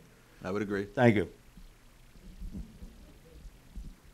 I might be so bold as to add, I wonder, because we had a discussion at one time sort of very philosophically, is what would be closing it completely do? I don't have an answer to that, but because I had a lot of different opinions of, yeah, we could reduce our spend. Of course, what's the return on that? I mean, we've taken an amenity that is one of the things that people of Ocean Pines sort of gravitate to, and we basically took it away. So, All right, I don't want to go down a rabbit hole just yet, but fair enough. I'll recognize you when you ask for it. Joe? I'd like to take a shot at answering the question. We can operate the yacht club at a profit. We proved it. One year while Bob Thompson was managing the yacht club, the new yacht club, that facility made in 4 or 5 months, I believe, $350,000 in operating profit. Okay? If you go back and look at over the years, if you take 5 months of operation, invariably that yacht club makes an operating profit. And then we throw it away in the remaining 7 months. And last year was to the anomaly. I don't even know if we made any money during the season months, much less during the off season. But when you're losing $70,000 a month in the off season, it doesn't take long to throw away $350,000. So this question of whether or not OPE can operate it is really a moot one, because we can operate it and not cost association members money. Now, whether the association members want to leave it open and pay the extra money to keep it open for the losses, That's up to association members. But we can operate that place for 4 or 5 months and make a very tidy profit. Thank you.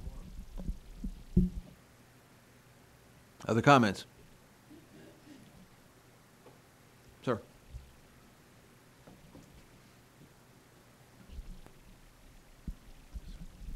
Jim Checky, 622 Ocean Parkway. Way back to one of the early parts of this, on budget for labor and under maintenance, the $40,000 decrease, and I'm looking to match that up with the full-time employees, 13 3/4 equivalent full-time employees are going away at, you know, a fairly cheap wage. That's probably $300,000 in savings. Where does that show in here? The $40,000 specifically that was in the slide earlier, Was that that relates to one department? FTE in Just the golf department. maintenance.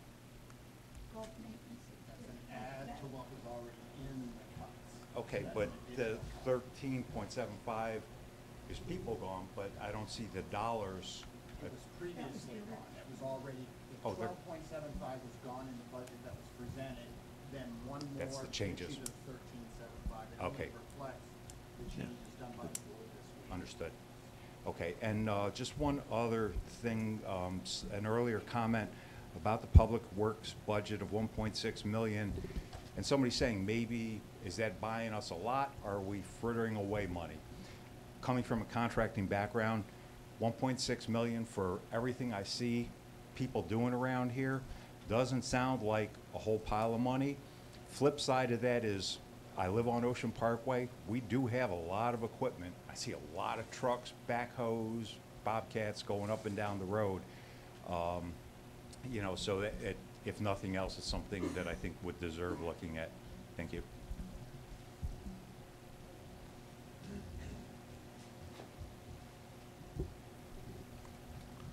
Other comments? Sir?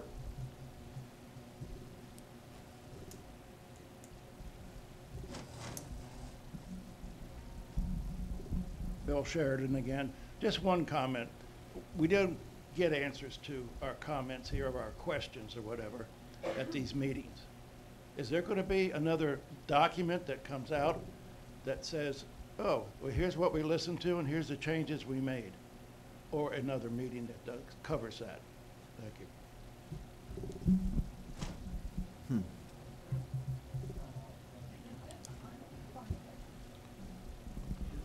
Yes or no? There'll be a final budget based on the input here. Yeah, the next board meeting, which is February 25th, that's when the board will consider any additional amendments to the budget based upon comments heard today, as well as any emails or other conversations that we have with residents between now and then. And if there are any, they'll be done that day, and if there aren't, they won't be. Other comments?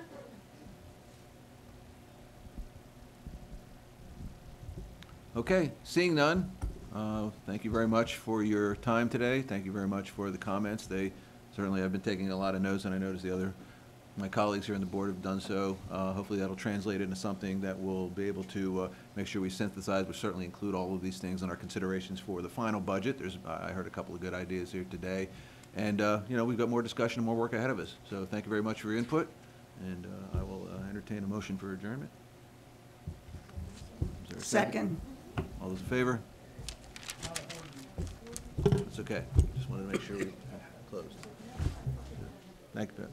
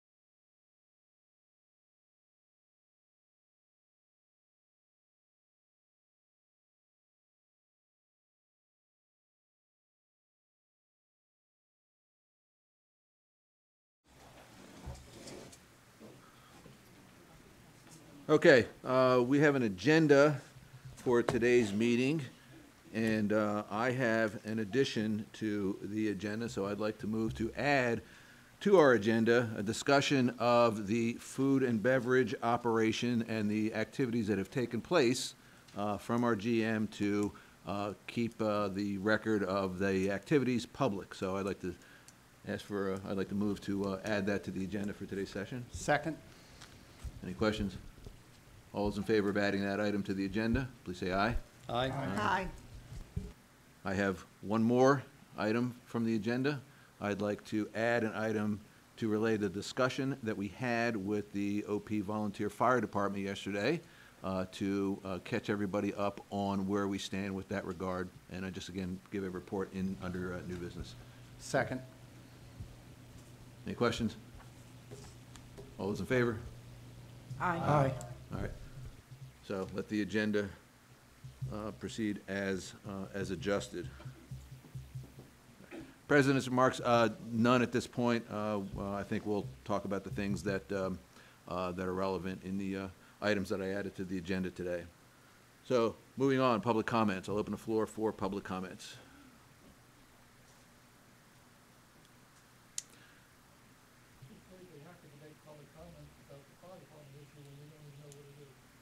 It's a report, Joe. I'm gonna share with. I will suspend Robert's Rules of Order temporarily to answer your question. I felt it important to share the discussion we had with the Volunteer Fire Department yesterday so that everybody's aware of it. It's just courtesy. Thank you. All right. Robert's Rules are no longer suspended. We'll go back to the meeting. Any other public comments? All right, I'm going to close the floor for public comments. Move on to the first order of new business. There's a motion on the floor, Pat. A motion to authorize the general manager to temporarily use $1 million of reserve funds as needed to pay operating expenses until receipt of fiscal year 2019's assessment payments in March. Background: Ocean Pines does not have an operating reserve, and there was a $300,000 plus loss in the fiscal year ended April 30, 2017, and there is a projected loss in excess of $500,000 for the fiscal year ended April 30, 2018. By resolution, a supermajority of the board must approve the use of reserve funds for operating expenses. Discussion. Historically, Ocean Pines budgets results of operations and purchase of new capital to net zero for the year. The assessments collected are sufficient to cover reserve funding and operating expenses plus new capital if the budget is met. If the budget is not met, as in the current and prior year, there could be insufficient funds, that's insufficient cash, this is a cash situation, in operations to cover operating expenses in the latter part of the fiscal year, namely January and February. Assessment collections begin to flow in March, and operating expenses can be covered, and the reserve funds, and that's really the reserve cash. We are not unfunding the reserve.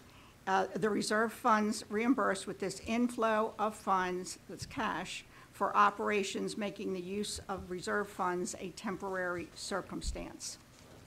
Is there a second? Second. Discussion.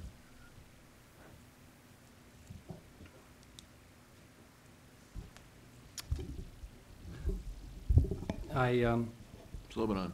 Yes, I hope those of you who've been online this morning saw my email. I advised everybody that I will be making a friendly amendment to Pat's motion. And I would like to read it if those of you, if you don't have a copy of that, okay? Yeah, So- for the record, read the. Yeah. So I will read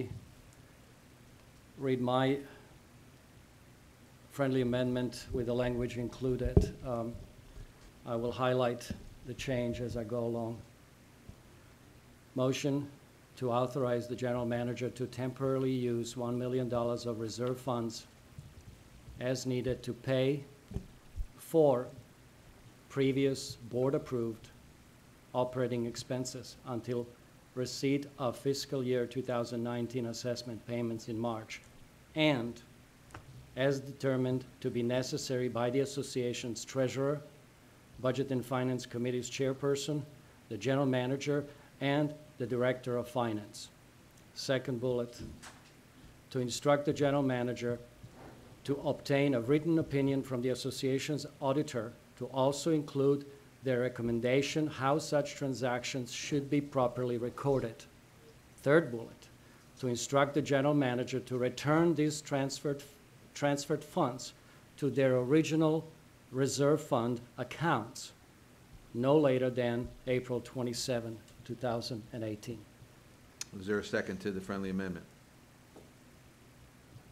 I would second for purpose of discussion. That's what discussion.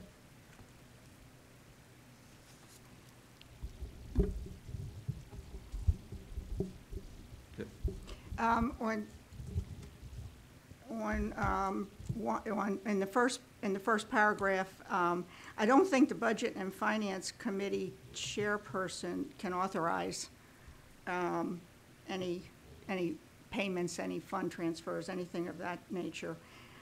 So I don't know that that should be in there.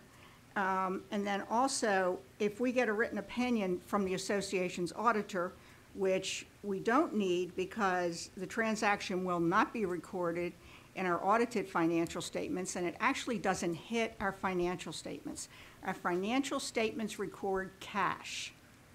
Our subsequent reporting on the funds that cash is attributed to is a memorandum item only for tracking purposes within the organization. So we don't need that written opinion, and in addition, that opinion would probably cost us $5,000 to $7,000, and we don't really need it. And the last point, they will be transferred back probably in March. And it's a cash, again, this is a cash transaction. This is not changing the intent of the fund's balances. Let me respond. Thank you, Pat. My motion, my amendment as read, does not ask the committee to approve any payments. It just states clearly, basically, that the board has received opinion from Budget and Finance Committee with regard to the proposed motion, as well as from the general manager and the director of finance. So I'm adding a language to make the membership comfortable that the board solicited opinion and input from other subject matter experts as opposed to just acting on its own. With regard to Pat's comment about the auditor, the reason I put this language in, and obviously I didn't realize it, it involves maybe a $5,000 in expense. I'm not sure really if that's a proper estimate.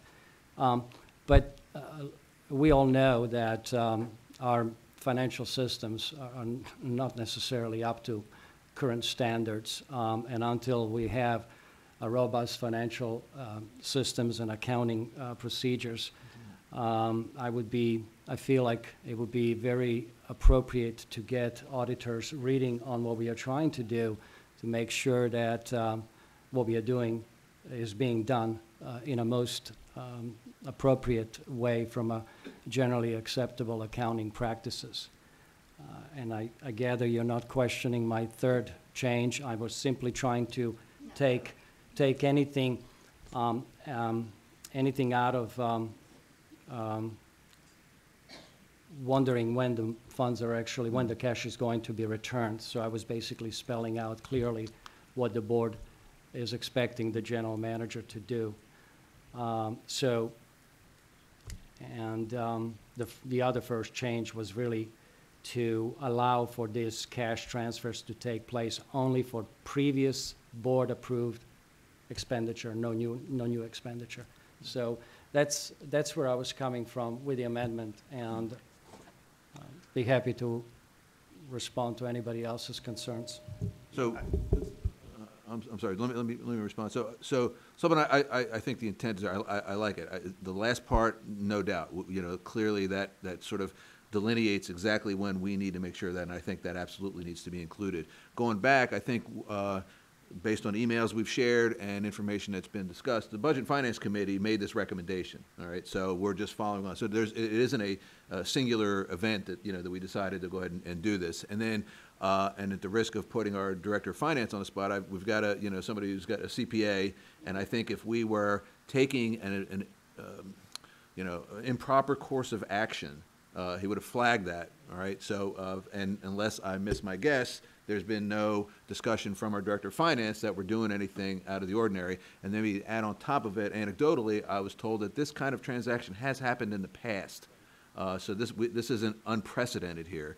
So I think that all that in taken into consideration, and I'll say this for discussion purposes, is there a way we can take the last part of the language that Slobodan is suggesting to really kind of close in and put that delineation saying, hey, by the way, this particular transaction we are committing to completing it by, what was it, Slobodan, April 28th?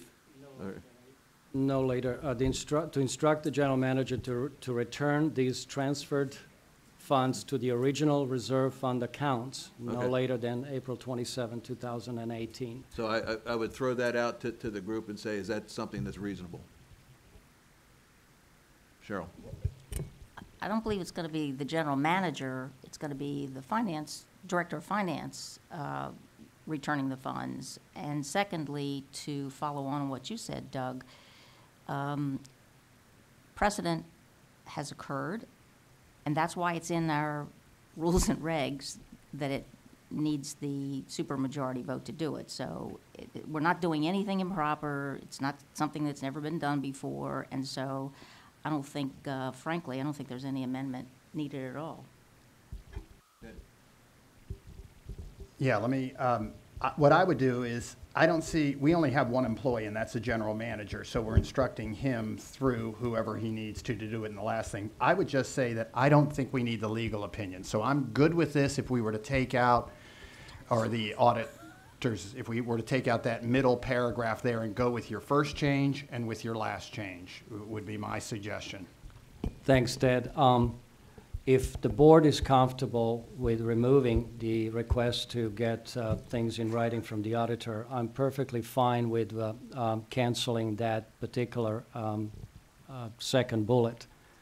However, although we all know that we received input from committee and other sources, for the sake of transparency to the membership, because we are requesting $1 million to be moved, it would be, I think, prudent to let the membership know that the board is approving this motion as determined to be necessary by the association's treasurer, the committee, the general manager, and the director of finance. These are all basically experts, and all I'm saying is basically stating the obvious, so that the membership doesn't think the board is doing something without really getting an expert opinion from the resources that really are there to get a sound opinion on it. I'm sorry that Director Jacobs seems to be taken back by my friendly amendment. It is intended as a friendly amendment, not to create any unfriendly debate. So at the risk of getting mired into protocol here, I think one of the things too, and I understand the intent, Slobodan, and I support it. I think one of the reasons we have discussions on motions is to bring these kinds of things out. So maybe an alternative is to say, by the way, while we're having a discussion, I think we point out the fact that we didn't arrive at this motion just by throwing a dart in the wall. We came and we looked at, recommendations from the Budget and Finance, recommendations from our Director of Finance. We talked about it with the GM. We talked about it with our treasurer. And the byproduct of those discussions was this motion, okay? And, so while I understand that, and I'll leave it up to the colleagues, I still do like the idea of the, putting that date in there. That's something that I think kind of closes the issue. The other two, I don't think is necessary, but, that's just my opinion. Others? The date is absolutely not necessary. This is a cash issue, not a funds issue. As soon as that cash is collected, in March, it automatically undoes the transfer. The fund recordation is for internal reporting purposes only. Our balance sheet has cash accounts. But the amount of that cash designated for the fund is tracked by us. So the date is not needed, but I'm fine to leave the date in there to move forward with the motion. I was just going to say, take the second paragraph out and we're good to go. I'd be happy to remove the second paragraph. Would you like me to read the motion as amended? Well, hold on. Now, we've got a friendly amendment that has been seconded and discussed. We need to vote on that amendment, all right? So all those in favor of unless there's any more discussion on the friendly amendment. All right, I'll close the floor for discussion. You know me, it's protocol, all right? Closing the floor for discussion on the friendly amendment. All those in favor of accepting the friendly amendment as presented, please say aye. I said, listen to what I said. As presented, all right? Okay? And which, as presented, means the three topics that Slobodan has presented are still there. All those in favor of accepting the friendly amendment as presented, please say aye. Aye. All those opposed? Okay. That motion is defeated. All right. Now, I'll open the floor, and I believe someone had a suggestion for another friendly amendment. I would move that we accept the friendly amendment except for the second paragraph. You have to read it. You want me to read it? Folks, I know it sounds, but in order to record it properly, protocol must be followed. I would move that the finalized amendment read, to authorize the general manager to temporarily use $1 million of reserve funds as needed to pay for previous board-approved operating expenses until receipt of fiscal year 2019's assessment payments in March, and as determined to be necessary by the association's treasurer, budget and finance committee's chairperson, the general manager, and the director of finance, to instruct the general manager to return these transferred funds to their original reserve fund accounts no later than April 27, 2018. Do I have a second? I'll second it. Discussion. Seeing none, I'll call the question. All those in favor of accepting the friendly amendment as presented, please say aye. Aye. Any opposed? All right, that motion passes. Now, we still have the original motion on the floor, and I will accept a motion to accept the changes of the friendly amendment to the motion. I'll second. Okay? So now, everybody, any further discussion? All right, so we are now voting on the original motion as amended by the friendly amendment. All right? Seeing no further discussion, I'll call the question. All those in favor of the motion as amended, please say aye. Aye. Opposed? Okay. The motion passes as amended. Next item on new business is I wanted to share a discussion that we had with the volunteer fire department yesterday.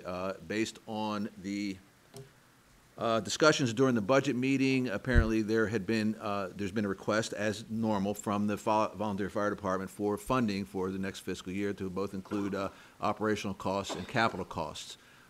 We have three items that we discussed. One is the immediate need, which is being covered in our budget of a replacement of an ambulance. All right, so based on the fact that per the original agreement back in 1977 that was created, that we have to provide resources from the association in order to have fire and EMS services. So the idea of funding that this year is in the budget. We move forward. We agreed. The second thing that we had also talked about during the budget meetings was funding another ambulance, which by their depreciation schedule is up for replacement. Fortunately, we had that information ahead of time, and it has been included in, I think it was $606,000 in the operating budget. So it's already been included, no changes to the assessment. I just wanted to report that that funding mechanism is included in this proposed, or in the recommended budget. So we don't have an issue there.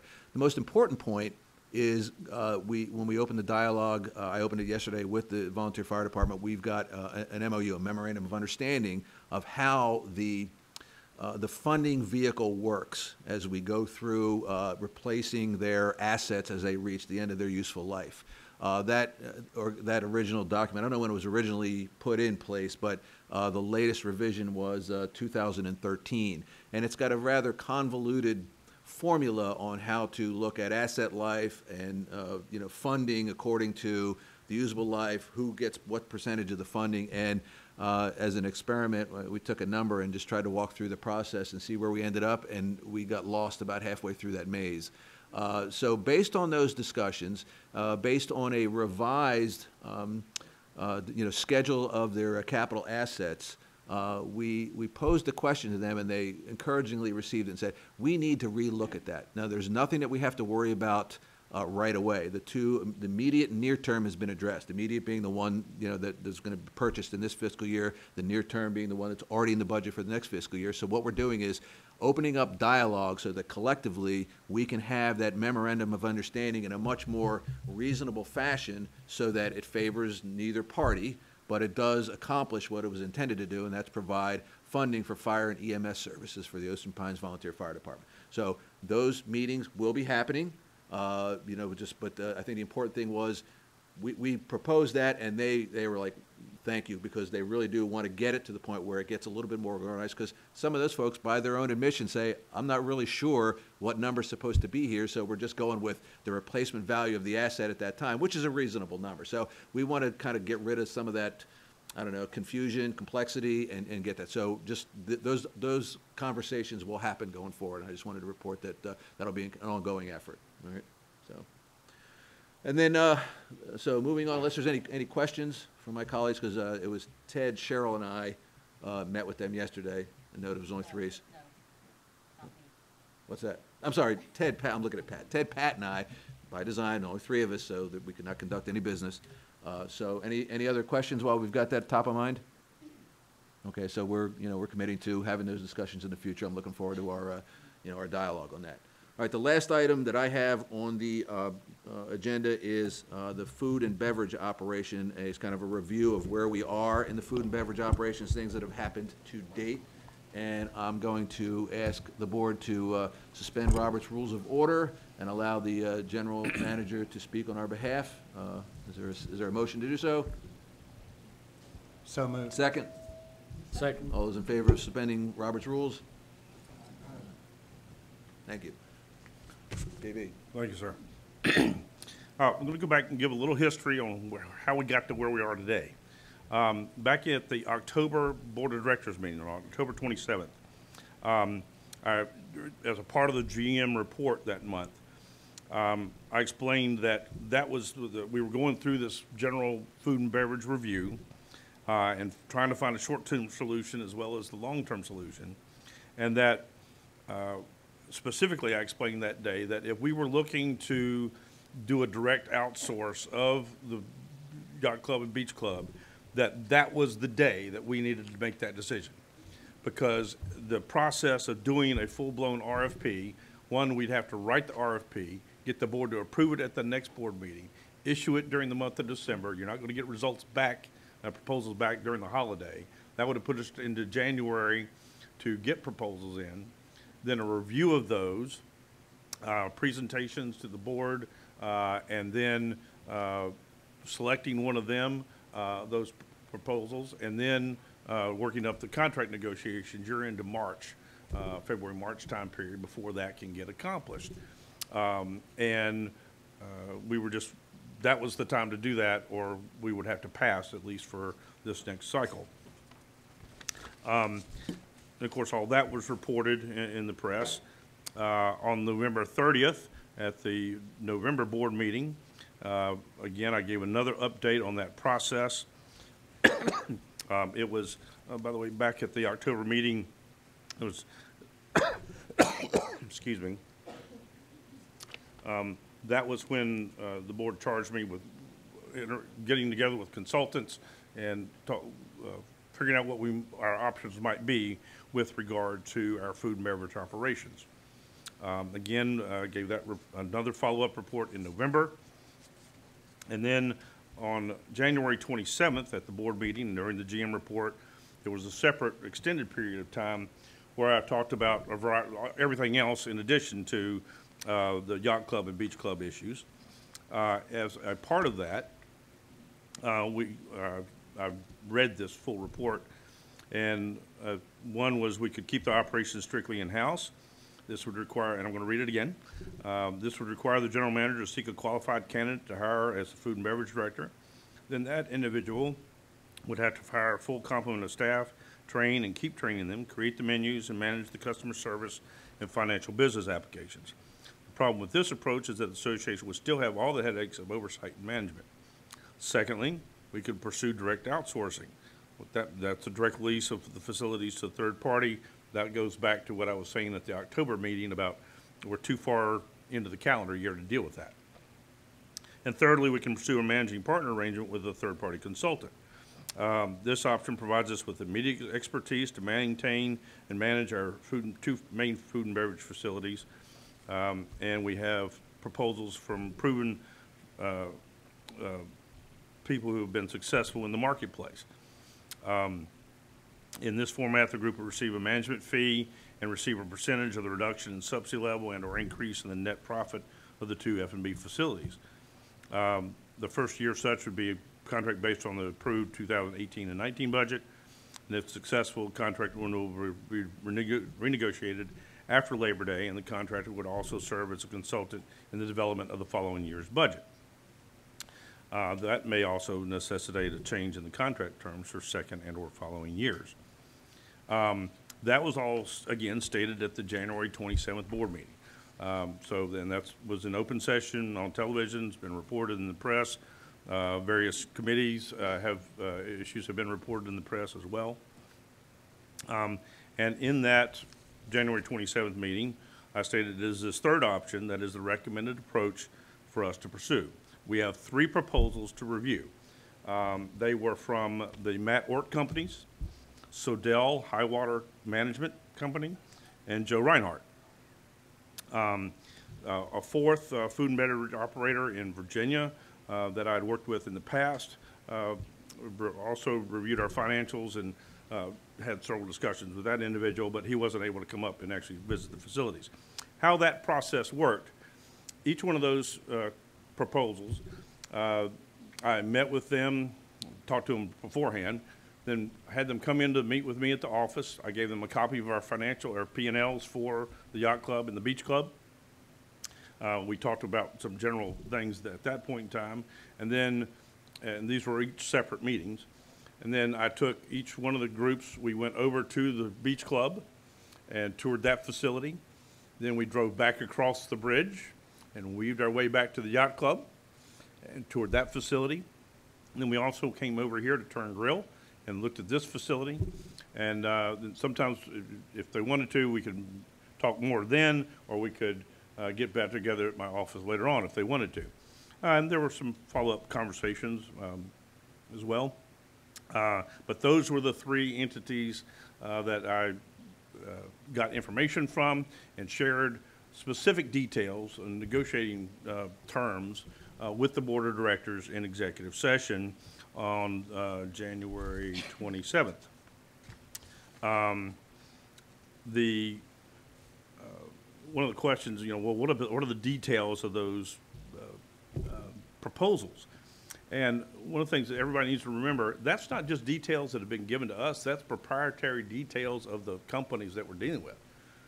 I haven't asked them if we can release that type of information, so I'm not going to today, unless the board tells me otherwise. But I think that's, again, it's their information as well, so it's not just ours just to say, hey, we can put that out there.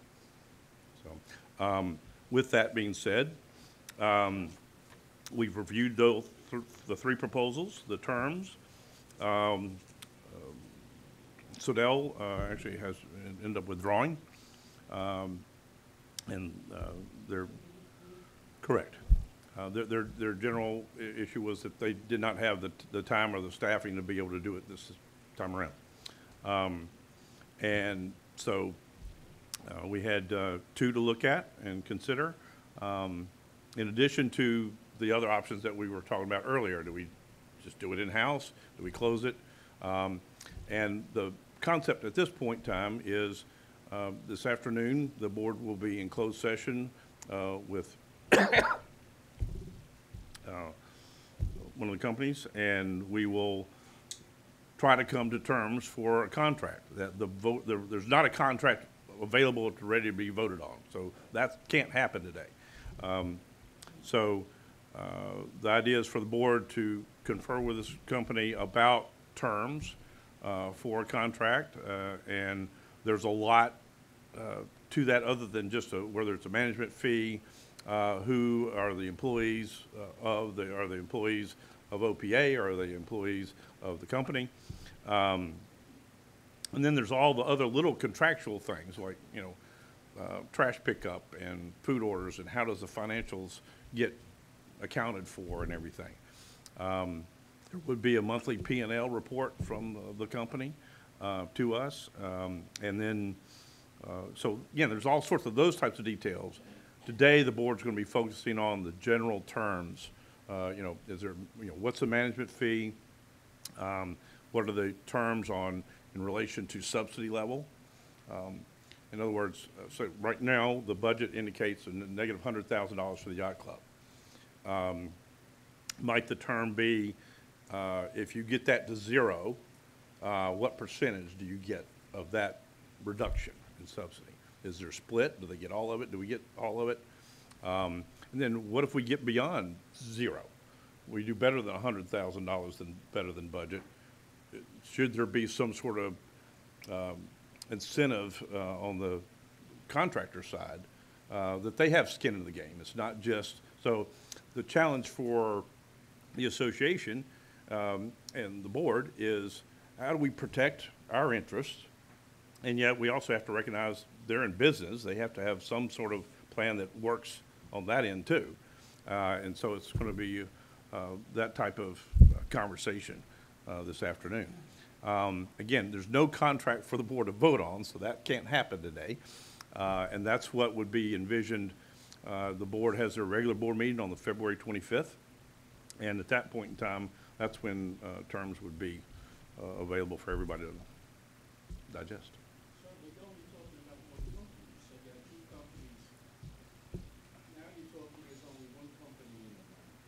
That's correct. Why is that? What happened to the other company? Well, one dropped out, so you should have 2. The board has looked at both of those, and we're down to 1 now. The 3 are Matt Ork companies. M-A-T-T, next word, O-R-T-T companies, LLC. The other one was Sodell, S-O-D-E-L /Highwater. But important to note, that was the other one. A lot of people had mentioned Sodell, and so that's one of the, obviously ones that we talked about. And the third one was Joe Reinhardt. No? One of the companies.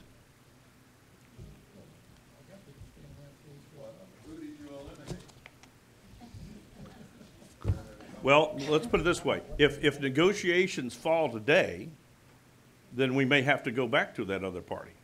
So, or consider, all these other options. Hold on, folks. This is not a debate at this point, all right? We committed to sharing information as to where we are today in the process. I think our general manager has done that very elegantly. To summarize, there were 3 proposals that were looked at. One of the companies dropped out. There are still 2 left, and we are evaluating those options. We are meeting with one of those companies today to get further details on contractual terms. That's it. Is there an intent to meet with the other company? There would be if warranted. So the answer is no. No, I said there would be if the situation warrants. Now, I say that based on the fact that we've already done some level of evaluation of the other company, and there are conditions that we are considering, okay? So to answer your question, we've spoken with both of those companies, and we're still evaluating the information we've received from each of them. I can't make it any clearer. We're not going to go into a debate here, all right? We won't. This is a board meeting. I suspended Robert's rules so you could get an idea, a summary of where we are right now. That's what we committed to. Hopefully that's met your requirements, but it is not meant to be a debate. I'm sorry it has to be that way, but that's part of what we're doing here, okay? That would be divulging contractual information. Our general manager gave them, if you heard earlier, he gave them our budget, a lot of our operating procedures, and gave them a tour of the facilities. So JB, thank you for the description, for all that, and I think that we obviously still have work to do, but I appreciate you summarizing that for us.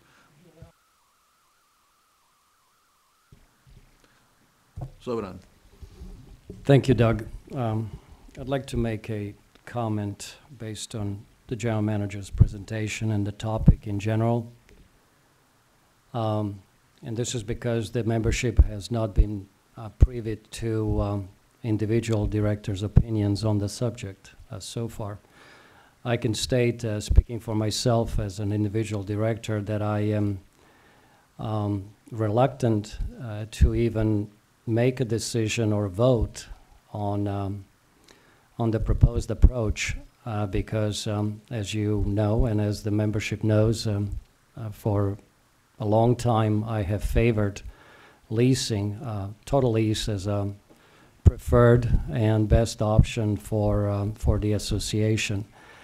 Now, the GM has done a great job in bringing us to where we are today and offering the information that's in front of us.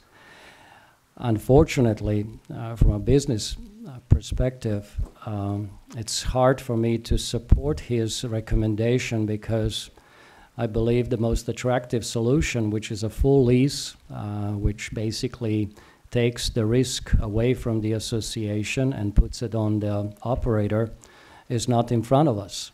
And that is what's driving my decision and how I'm going to handle this situation as an individual director.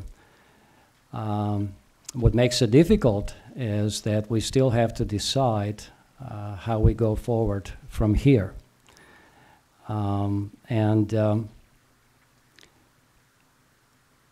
At this point, you know, I have mixed emotions. I have a perspective on a situation as a director, and then I have a perspective on a situation as a homeowner. You can call it a split personality case at the moment. But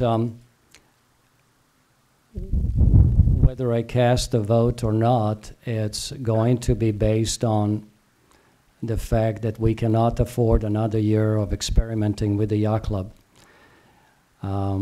Because this year that we are in right now turned out to be disastrous for the yacht club and even for the beach club, which in the past has been excellent financial performer. My personal opinion right now, just to be fully transparent to the membership so that you know how I feel about this, I would rather have the beach club go back to the way it operated in the past because we know it was very successful and it produced 100,000 plus in profits. Maybe bring the old manager on board, Linda, so there is zero training, zero startup unknowns. She's very familiar with the operation. And then address the yacht club as a standalone issue.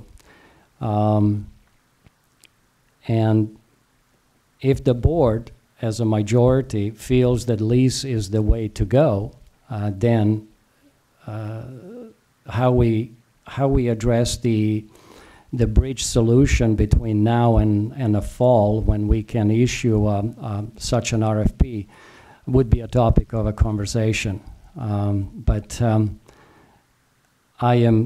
This has nothing to do with the current offers on the table. It does not reflect on that party's abilities or inabilities.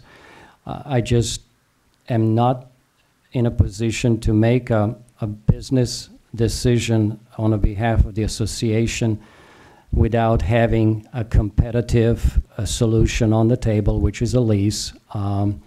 We lack any clearly defined evaluation criteria that would have dictated how we come to our decision. And none of us are experts in restaurant operations. Maybe having an independent consultant would have helped in that process. But there is no evaluation criteria. There is nothing that will allow us to really compare the two competing offers to make a sound business decision. And then we don't have the alternative lease offer. It's to me, to make a decision and to favor one approach versus the other would basically be to compromise, and I'm just not there yet. So those are my comments. Thank you very much. Other comments from the directors? Okay, well, I thank everybody for their time. I'm sorry, their feedback. So seeing no other items on the agenda, we'll move on under new business. We'll accept a motion for adjournment to closed session for contractual issues as permitted by the Maryland Homeowners Association Act, Section 11B, 111, subsection 4. A meeting of the Board of Directors or other governing body of the Homeowners Association or committee of the Homeowners Association may be held in closed session only for the following purposes. Number 6, consideration of the terms or conditions of a business transaction in the negotiation stage if the disclosure could adversely affect the economic interest of the Homeowners Association. So moved. Second. Okay, thank you. All those in favor? Can you just ask for discussion, please, for a There's- moment? it's a call for Before we vote on a motion? Yeah. I just Discussion. want to offer the following statement. I have no intention in joining the closed session because for me to participate would be to validate the process and the situation, and I'm not there yet, so I will not participate in a closed session. Thank you. So noted. All those in favor of moving for adjournment? I'm sorry. Okay. Wait a minute, if this is going to be discussion, then we're going to have a discussion. You have a fiduciary duty to participate in the business that is going to be presented to this association. And if you choose not to participate, I think you are not living up to your fiduciary duty, and I'm very disappointed that you would take that position. Secondly, when you talk about leasing this out, do you have what company in your hip pocket that's ready to come in here and lease this from us? No, we have talked about, and the general manager explained again today, the timing is unfortunate for us, but we are in the situation that we are in. Listen, everybody would like to turn the clocks back and do away with the debacle that we were faced with last year, but unfortunately, we can't turn back time. And I think our general manager has done his due diligence to present us with the options that we have at this point in time. I would urge you to change your position and join us in the closed session. Director Jacobs, I will let the membership decide whether I have exercised fiduciary duty or not. I will not take that kind of a criticism from you. Thank you. All right. Let me tell you something. Say something constructive or abstain from speaking. Ted. Slobodan, I'd like to ask you to attend. You've made it very clear you're not happy with this or even the approach or anything, but sitting in there and hearing it may not change it. We don't have a deal or anywhere close to a deal on the table, but I do believe that you can add some value to it, even if the value is to come out of it at the end and say, here's why I'm not supporting it, this isn't a good deal. So my opinion is that even you've made it very clear that you don't want to do it, you've gone on record of that, but I do believe that it would be helpful to you, to the board, and to the membership, regardless of your final decision, to attend it. And that's all I have to say on that. Yeah, let me also add that as we have grown as a board, I think one of the things that we have agreed upon is it's very healthy to have differences of opinion. All right, and I welcome differences of opinion. I've been very open about having differences of opinion. That's how we do Doug's 3 Ds. Discuss, debate, decide. All right, we've been doing a pretty good job of that. And Slobodan, I count on your opinion on whether it's contrarian or, you know, somewhere out of another, alternative consideration, but it's part of that process. And I think it's a little bit disingenuous to, to sort of not want to participate in this, because I think that's an absolute part of the process. All right, so I just disagree with your thinking that, because it may not go your way, that you don't want to. I think if nothing else, it should serve to make you want to have the discussion. And I look forward to your opinions on these kinds of things, because it helps me sanitize some of the decisions I have to make, gives me other considerations, gives the rest of us other considerations to think so. So I would ask you to reconsider.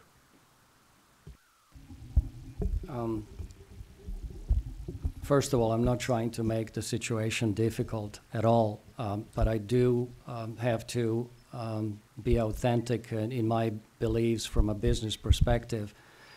One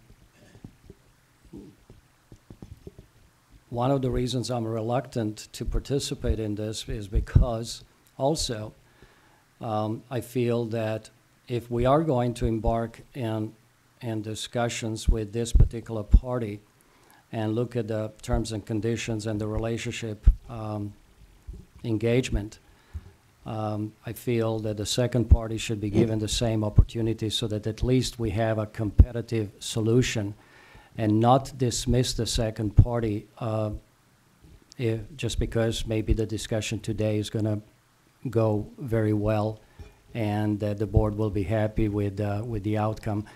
I'd like to maintain a level of competitiveness and give both parties equal opportunity to respond to the board's demands. I just don't know what else I can say other than to ask the membership whether I should or should not. Listen, it is not an easy decision for me to make because, as you all know, I have been under the spotlight for months. Sometimes, I stand alone on many issues. I'm used to that. I'm used to getting the criticism from some of the board members. But my intent here should not be questioned from a fiduciary responsibility point of view or any other point of view. I believe I have demonstrated good intentions while I was on the board, and I don't know if you want to respond to what I stated about the other party and how we go forward from here. Yeah, one last thing. I would just say if I have no problem with getting the second person to come in here, but if you're not sitting at the table, it's pretty hard to advocate positions going forward. So that's it, and I would suggest that we're just kind of repeating ourselves at this point and call the question. I'll call the question. We're going to move into a closed session as noted earlier. All those in favor? Aye. Please record that. Thank you, everyone.